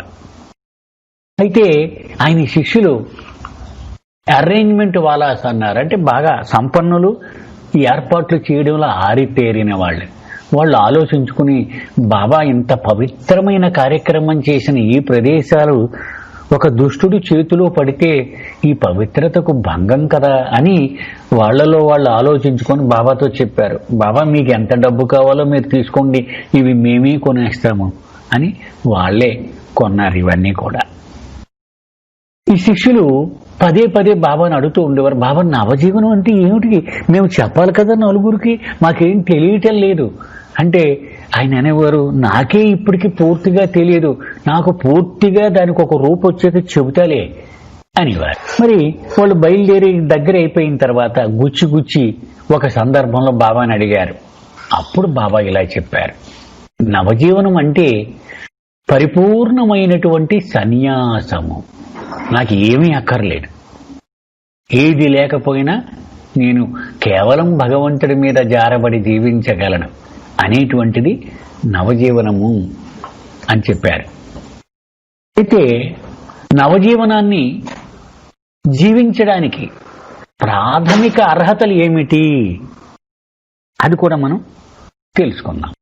భగవంతుని మీద దేనినైనా దహించి వేయగల అగ్ని లాంటి ప్రేమ ఉండాలటండి నవజీవనం గడపాలంటే. అంటే అందులో ఏది పడేసినా కూడా దాన్ని భస్మం చేసేసి శుద్ధి చేసేస్తుందట, అలాంటి ప్రేమ అది. అలాగే భగవంతుని యందు రాయి లాంటి అచంచలమైన విశ్వాసం ఉండాలట. ఈ రెండు గనక ఉంటే ఆయన ముందు చెప్పిన సన్యాసం ఆచరించడం చాలా సులభం అయిపోతుందట. ఫ్లేమ్ అంటే అగ్ని లాంటి ప్రేమ, రాయి లాంటి విశ్వాసం, ఈ రెండు ఉండాలి. మరి బాబా ఎప్పుడు మొదలు పెట్టారు, ఎప్పుడు ఇది నిలిపివేశారు ఈ నవజీవనము? 16-10-1949 మొదలుకొని 6-2-52 వరకు, అంటే 2.5 సంవత్సరాల పాటు నవజీవనాన్ని ఆచరించారు బాబా. బాబా వెంట ఎంతమంది ఉన్నారండి సహచర్యులు? మొత్తం 20 మంది నవజీవనానికి బయలుదేరారు. 16 మంది పురుషులు బాబాతో కలిపి, 4 స్త్రీలు. ఈ సంఖ్య ఫిక్స్డ్ కాదండి. ఉదాహరణకు దౌలత్ సింగ్ మొట్టమొదటి దశలోనే నిష్క్రమించేశాడు. తర్వాత నవజీవనం నడుస్తున్న సమయంలో కూడా కొంతమంది మధ్యలో జాయిన్ అయ్యేవారు, కొంతమంది మధ్యలో నిష్క్రమిస్తూ ఉండేవారు. నవజీవనంలో ఎన్ని దశలు ఉన్నాయని బాబా చెప్పారు, అవి ఏంటి అది తెలుసుకుందాం. బాబా 4 దశలు ఉన్నాయి నవజీవనంలో అన్నారు. ఒకటి భిక్షాటన, ఆహారం కోసం బిచ్చమెత్తుకోవడం. 2 జిప్సీ దశ, అంటే ఒక దేశ దెమ్మరిలాగా ఒక స్థిర నివాసం అంటూ లేకుండా హోమ్లెస్ తిరుగుతూ ఉండడం. 3 లంగోటీ దశ, అంటే లంగోటీ గాని గోచి గాని కట్టుకుని భగవంతుడి మీద ధ్యానం చేస్తూ ఉండడం. ఇది లంగోటీ దశ. 4వది శ్రామిక దశ, అంటే లేబర్ ఫేజ్ అన్నారు. భగవంతుడి కోసం భౌతికంగా శ్రమిస్తూ పనిచేస్తూ జీవించడం. ఇందులో 3 దశలు, మొట్టమొదటి భిక్షాటన, జిప్సీ దశ, లంగోటీ దశ, నేనే స్వయంగా నా సహచరులతో కలిసి జీవించేస్తానులే. కానీ 4వది ఉంది, ఆ లేబర్ ఫేజ్, శ్రామిక దశ. అది మాత్రం నా ప్రేమికులు ఆచరించాలి అని బాబా చెప్పారు. అవతార్ మెహర్ బాబా ట్రస్ట్ అని మనం అంటూ ఉంటామే, ఆ ట్రస్ట్ డీడ్ ఖరారు చేసేటప్పుడు బాబా ఈ నవజీవనంలో ఉన్న 4వ దశ లేబర్ ఫేజ్ ఉందే, అదే ఈ డీడికి పునాది అని చెప్పారు. అంటే ఎవరైతే బాబా కోసం పనిచేస్తూ ఉంటారో వాళ్ళంతా శ్రామిక దశ గడుపుతూ ఉన్నట్టు లెక్క అన్నమాట. ఇంకా బాబా దీని గురించి చెప్తూ, ఆధ్యాత్మిక పురోగతి సాధించడం కోసం ఈ మొదటి 3 దశలను పూర్వం మానవుడు ఆచరిస్తూ ఉండేవాడు. ఆ కాలానికి అతికినట్టు సరిపోయేవి. కానీ ఇప్పుడు అవి సూటు కావు. ఎందుకని ఇప్పుడు ఆధునిక యుగం అంత ఫాస్ట్, చురుకు. అందుకని నెమ్మదిగా ఓ మూల కూర్చొని కదలకుండా ధ్యానం చేయడం ఇవేవి సూటు కావు. ఆ 4వది ఉంది, ఆ లేబర్ ఫేజ్. ఇది ఆధునిక యుగానికి సరిపడినది అన్నారు బాబా. కఠోరమైనటువంటి ఆంక్షల మధ్యలో నవజీవన సహచరులు జీవించారు అని చెప్పుకుంటూ ఉంటాం మనం. మచ్చుకు ఎంత కఠోరమైనవో అవి తెలుసుకుందాం. ఉదాహరణ కొన్ని చెప్పుకుందాం. నవజీవన సహచరులు అందరూ కూడా బాబా ఆజ్ఞలకు సంపూర్ణమైన విధేయతను చూపించాలి. ఆయన ఏం చెప్తే అది చేసేయడమే. ఎట్టి పరిస్థితులలోనైనా సరే ముఖంలో చిరునవ్వు చెదిరిపోకూడదు. అంటే కోపాన్ని గాని విమర్శను గాని బయటకు వ్యక్తం చెయ్యకూడదు. అంత దిగంరింగవలసినదే. అన్ని ఆంక్షలలోకి చాలా దుర్భరము, కష్టమైనటువంటి ఆంక్ష ఇది. ఇంకా నవజీవనంలో పాల్గొన్నప్పుడు ఎట్టి భౌతికమైన ప్రయోజనాన్ని గాని, అంటే బాబాతో ఉన్నాను కదా, నా కుటుంబాన్ని ఆయనే చూసుకుంటాడు అనేటువంటి ప్రయోజనాన్ని గాని, లేక ఆధ్యాత్మికమైన ప్రయోజనాన్ని గాని, ఆయన కాపాడేస్తాడు మమ్మల్ని అందరినీ, ఇవేవి బాబా నుండి ఆశించకూడదు. నవజీవనంలో కేవలము బాబా మీద గల ప్రేమ కారణంగానే నవజీవనంలో పాల్గొవాలి. ఇది ఒకటి. అలాగే ఇతర లింగానికి చెందిన వ్యక్తులతో వ్యవహరిస్తూ ఉన్నప్పుడు ఆ చర్యలు పూర్తిగా కామరహితమై ఉండాలి. రాజకీయాలను పూర్తిగా దూరంగా ఉంచాలి. ఎవడి నుండి అయినా సరే గౌరవాన్ని ఆశించకూడదు. పైపిచ్చు నవజీవన సహచరులు అందరూ కూడా అణకువగల సేవకులుగానే ప్రవర్తించాలి. ఇవి క్లుప్తంగా ఆంక్షలు. అలాగే నవజీవనం యొక్క ఆదర్శాలు ఏమిటి, ఇవి కూడా తెలుసుకుందాం. సింపుల్, బాబా చెప్పండి, హోప్లెస్నెస్ అండ్ హెల్ప్లెస్నెస్. అంటే నిరాశ, నిస్సహాయత అని అర్థం కాదు. ఎవరి నుండి ఎలాంటి సహాయాన్ని ఆశించకుండా ఉండగలగడం ముఖ్యమైనటువంటిది అది. అలాగే ఎవడో ఒకడు సాయం చేయకపోతాడా అని ఆశ కలిగి ఉండకూడదు. సహాయాన్ని ఆశించకూడదు, ఆశను కూడా కలిగి ఉండకూడదు. వెరసి నవజీవనం యొక్క అర్థం ఏమిటయ్యా అంటే, ప్రేమికుడు ప్రియతముని యందు పూర్తి ప్రేమతో అన్నింటికీ ప్రియతమునిపైనే ఆధారపడుతూ జీవించాలి. మన సోదరులు బాలగోపాల భాస్కర్ రాజు గారు బాబా దయాసాగర అనే పాటలో చెప్తారు, అన్నింటికీ నాకు ఆధారం అని నమ్మి ఆత్మార్పణము చేతు ఆదిదేవ అని. అదనమాట. అంటే ఆయన మీదే అన్నింటికీ. ఒక పసిబిడ్డ ఉదాహరణ చూద్దాం. ఆ పసిబిడ్డ ఏడాది బిడ్డ ఉందనుకోండి, ఆకలేస్తే అమ్మా అని ఏడుస్తుంది, నీళ్లు కావాలంటే అమ్మా అని ఏడుస్తుంది, మలమూత్ర విసర్జన చేస్తే శుభ్రం చేయడానికి అమ్మా అని ఏడుస్తుంది, ఆఖరికి అమ్మ కొడితే అమ్మా అని ఏడుస్తుంది. అంటే ఆ పసిబిడ్డకు సంపూర్ణముగా తల్లి మీద ఆధారపడిపోయి జీవిస్తుంది. అలాగూ జీవించాలన్నమాట నవజీవనంలో. కేవలము భగవంతుని ఇచ్చి ఆకలేస్తోంది, అప్పుడు ఏమనుకోవాలి, భగవంతుడు గనక నాకు ఇవ్వాలి అనుకుంటే ఆహారం దొరుకుతుంది, లేదు నీళ్లు తాగి పడుకుంటా. ఆయన మీదే ఆధారపడి జీవించాలి. నవజీవనం మీద ఘనీ చేత బాబా ఒక గేయాన్ని రాయించారు. నవజీవన గేయం చాలా ప్రాచుర్యం చెందింది. దానిలో ఈ ఆదర్శాలన్నీ అద్భుతంగా వివరించబడ్డాయి కదా.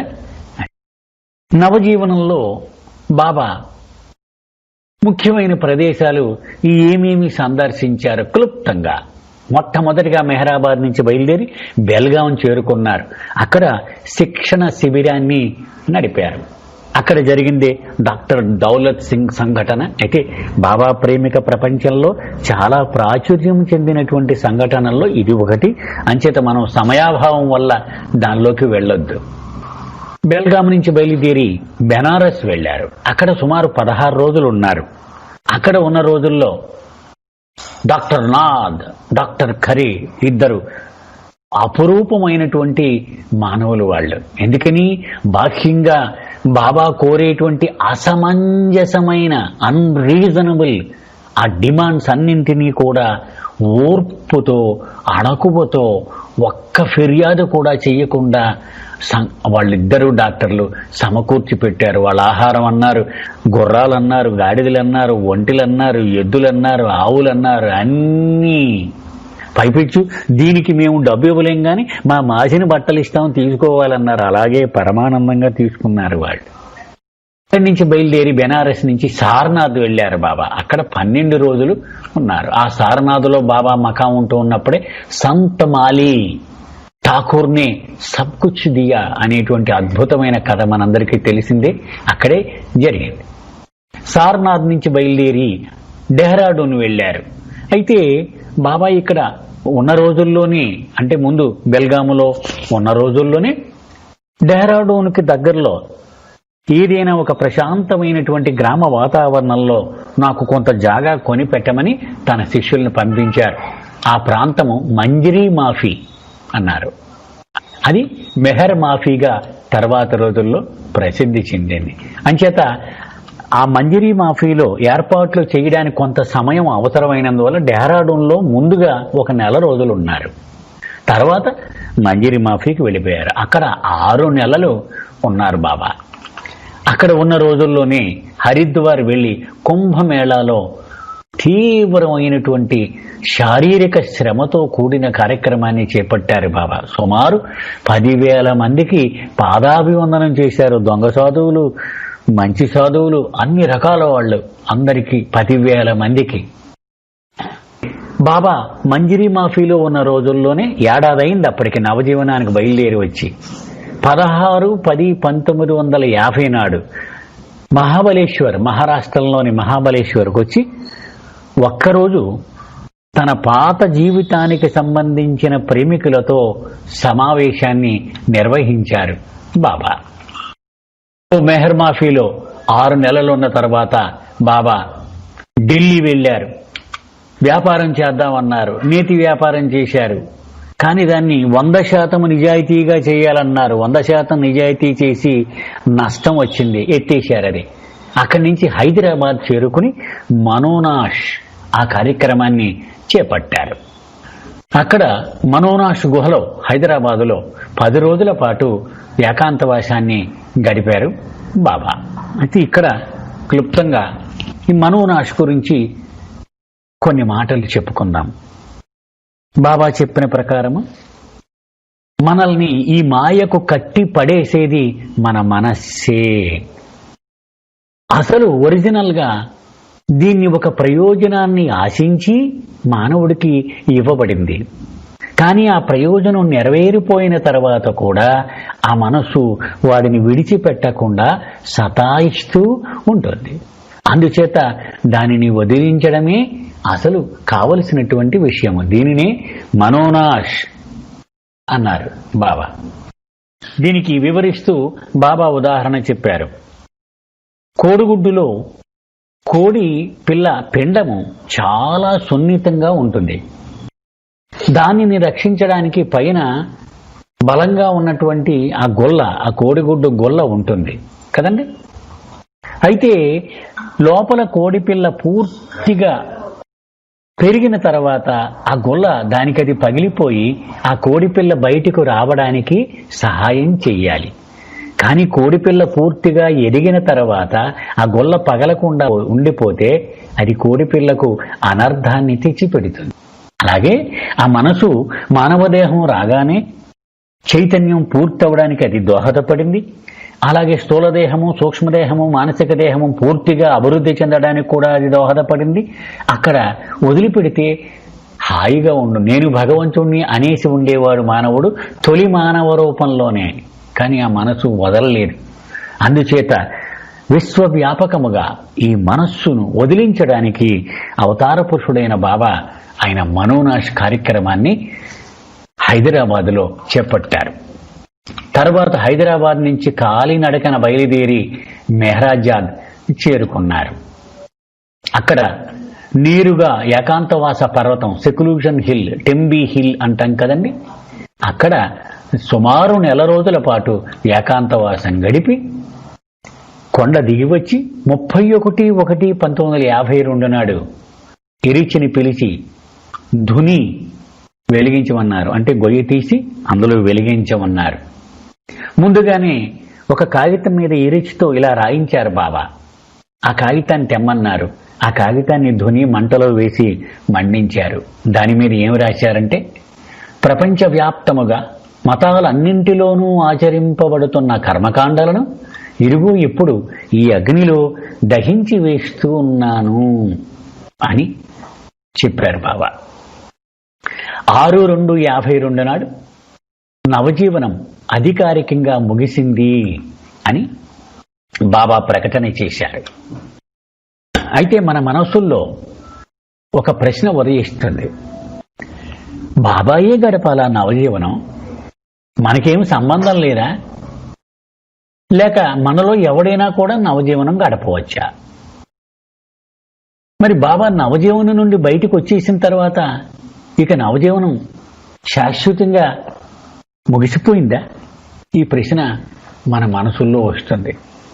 అయితే బాబాయే వివరించినట్టుగా నవజీవనం అనేది ఆ కాలంలో నివసించే మానవాళి సులభంగా గమ్యాన్ని చేరుకోవడానికి అవతారుడు ఏర్పరిచిన ఒక దివ్యమైన మార్గం. అది కేవలం దానికి ప్రాణం పోయడానికే కొన్ని రోజుల పాటు ఆయన ఆచరించి చూపారు దాన్ని. బాబా ఇలా అన్నారు, నేను నవజీవనం ముగించిన తర్వాత కూడా ఎవరైతే ప్రపంచానికి అంటిపెట్టుకోవడం నుండి విముక్తి కోరుకుంటారో, భగవంతుని ప్రేమించాలని సేవించాలని తప్పిస్తారో అలాంటి వారు నవజీవనాన్ని గడుపుతూనే ఉంటారు అన్నారు బాబా. అంతేకాదు, నవజీవనాన్ని గడపడానికి అవసరమైన అర్హత కలిగి ఉన్నవారు లేకపోయినా కూడా అది కొనసాగుతూనే ఉంటుంది. ఇదెలాగూ? ఉదాహరణ, కాకినాడ నుంచి హైదరాబాద్ వరకు రోజు గౌతమి ఎక్స్ప్రెస్ వెళుతూ ఉంటుంది.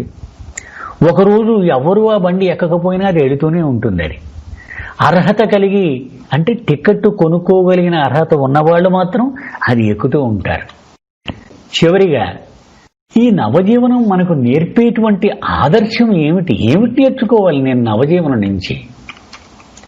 ఒక ప్రేమికుడు ఈ ప్రపంచంలో ఎలా జీవించాలి, అనే విషయాన్ని నవజీవనం మనకు నేర్పుతుంది. విశ్వానికి నాథుడై ఉండి కూడా బాబా నవజీవన సమయంలో అన్నింటినీ విడిచిపెట్టేశారాయన. అయితే మనం అంతా సన్యసించమని ఆయన అనలే, నీ భార్య పిల్లల్ని ఇంటిని ఉద్యోగాన్ని అన్ని వదిలేయని ఏం చెప్పలే. మనం మన ఆస్తులను, కుటుంబాన్ని, పిల్లలను మనదిగా భావించకూడదు. బాబా సెక్రటరీ అయిన ఆదికి ఇరానీ అద్భుతంగా ఇలా చెప్పేవాడు, నీ సర్వస్వాన్ని బాబా పాదాల దగ్గర అర్పించేసిన వెంటనే దాన్ని స్వీకరిస్తాడు ఆయన. కానీ ఆయన ఏం చేసుకుంటాడు? దాన్ని మళ్ళీ దాన్ని నీ చేతుల్లో పెడతాడు. ఏమిరా, ఈ రోజు నుంచి ఇది నాది, నా వస్తువును నువ్వు ఎంత భద్రంగా చూస్తావు అలా చూడాలి ఈ క్షణం నుండి. అంటే మనము ఒక కేర్ టేకర్ అయిపోతాం. మన జీవితానికి మనము ఒక కేర్ టేకర్ అయిపోతాం. అలాగూ మనం జీవించగలగాలి. అది భగవంతుడు నాకు అప్పగించిన బాధ్యత ఇది అని దానికి అంటిపెట్టుకుని పోకుండా మనము జీవించాలి. ఇది నవజీవనము మనకు నేర్పుతున్నటువంటి ఆదర్శము. ఈ అవకాశం ఇచ్చినటువంటి ప్రియతముడికి కృతజ్ఞతలు చెప్పుకుంటూ అవతార్ మెహర్ బాబాకి జై.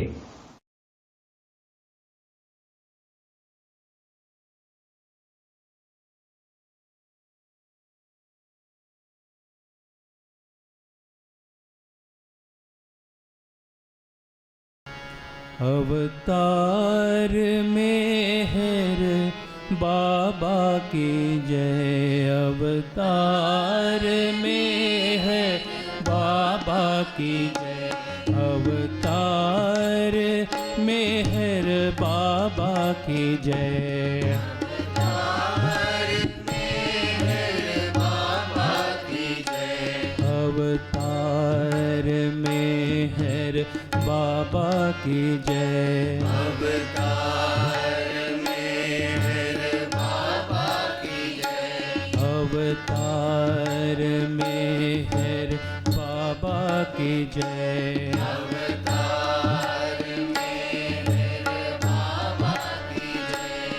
अवतार मेहर बाबा की जय, मेहर बाबा की जय, मेहर बाबा की जय, मेहर बाबा की जय, मेहर बाबा की जय, मेहर बाबा की जय, मेहर बाबा की जय, मेहर बाबा की जय, मेहर बाबा की जय, अवतार मेहर बाबा की जय, अवतार मेहर बाबा की जय, अवतार मेहर बाबा की जय, अवतार मेहर बाबा की जय, अवतार मेहर बाबा की जय,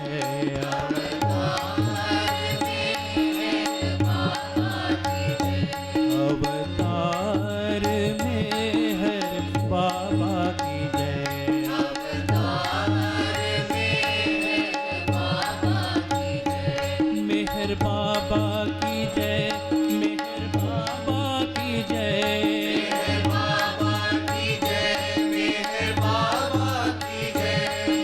अवतार मेहर बाबा की जय,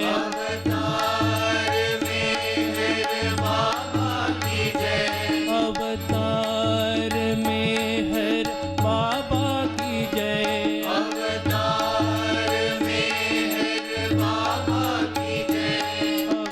अवतार मेहर बाबा की जय, अवतार मेहर बाबा की जय, अवतार मेहर बाबा की जय,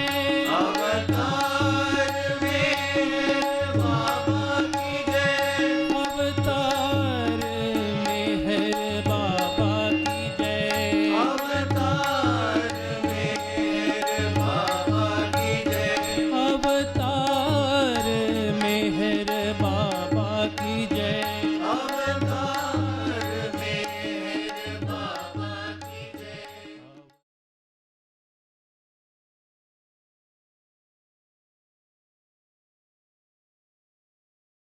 अवतार मेहर बाबा की जय।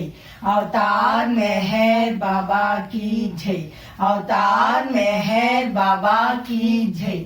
O Parvardigar, the preserver and protector of all, you are without beginning and without end, non-real, beyond comparison, and none can measure you. You are without color, without expression, without form, and without attributes. You are unlimited and unfathomable, beyond imagination and conception, eternal and imperishable. You are indivisible and none can see you, but with eyes divine. You always were, you always are, and you always will be. You are everywhere, you are in everything, and you are also beyond everywhere and beyond everything. You are in the firmament and in the depths. You are manifest and unmanifest, on all planes and beyond all planes. You are in the three worlds and also beyond the three worlds. You are imperceptible and independent. You are the Creator, the Lord of Lords, the Knower of all minds and hearts. You are omnipotent and omnipresent.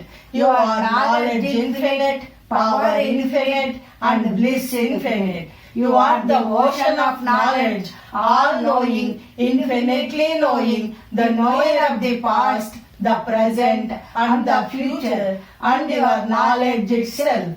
You are all merciful and eternally benevolent. You are the soul of souls, the one with infinite attributes. You are the Trinity of truth, knowledge, and bliss. You are the source of truth, the ocean of love. You are the ancient one, the highest of the high. You are Prabhu and Parameshwar. You are the beyond God and the beyond God also. You are Parabrahma, Allah, Ilahi, Yazdan, Ahur Mazda, and God the Beloved. Your name is the only one worthy of worship. We repent, O God, most merciful, for all our sins, for every thought that was false or unjust or unclean, for every word spoken that ought not have been spoken, for every deed done that ought not have been done.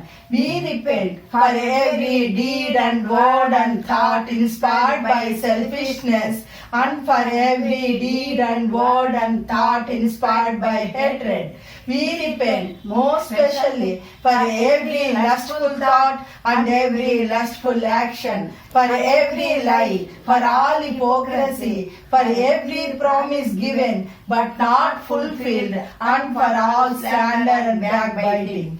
Most especially also, we repent for every action that has brought ruin to others, for every word and deed that has given others pain, and for every wish that pain should befall others.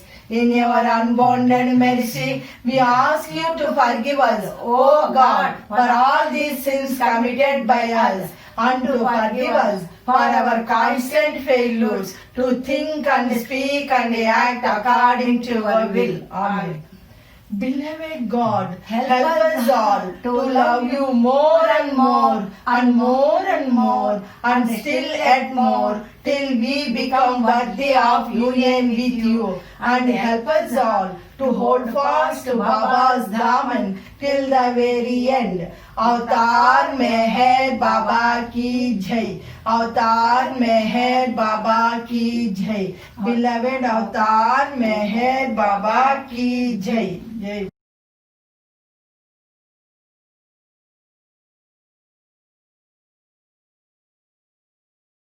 की जय।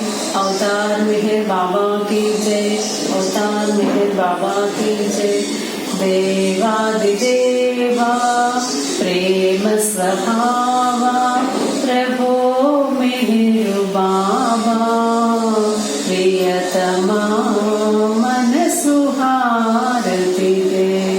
प्रियतमा मन सुहारति दे।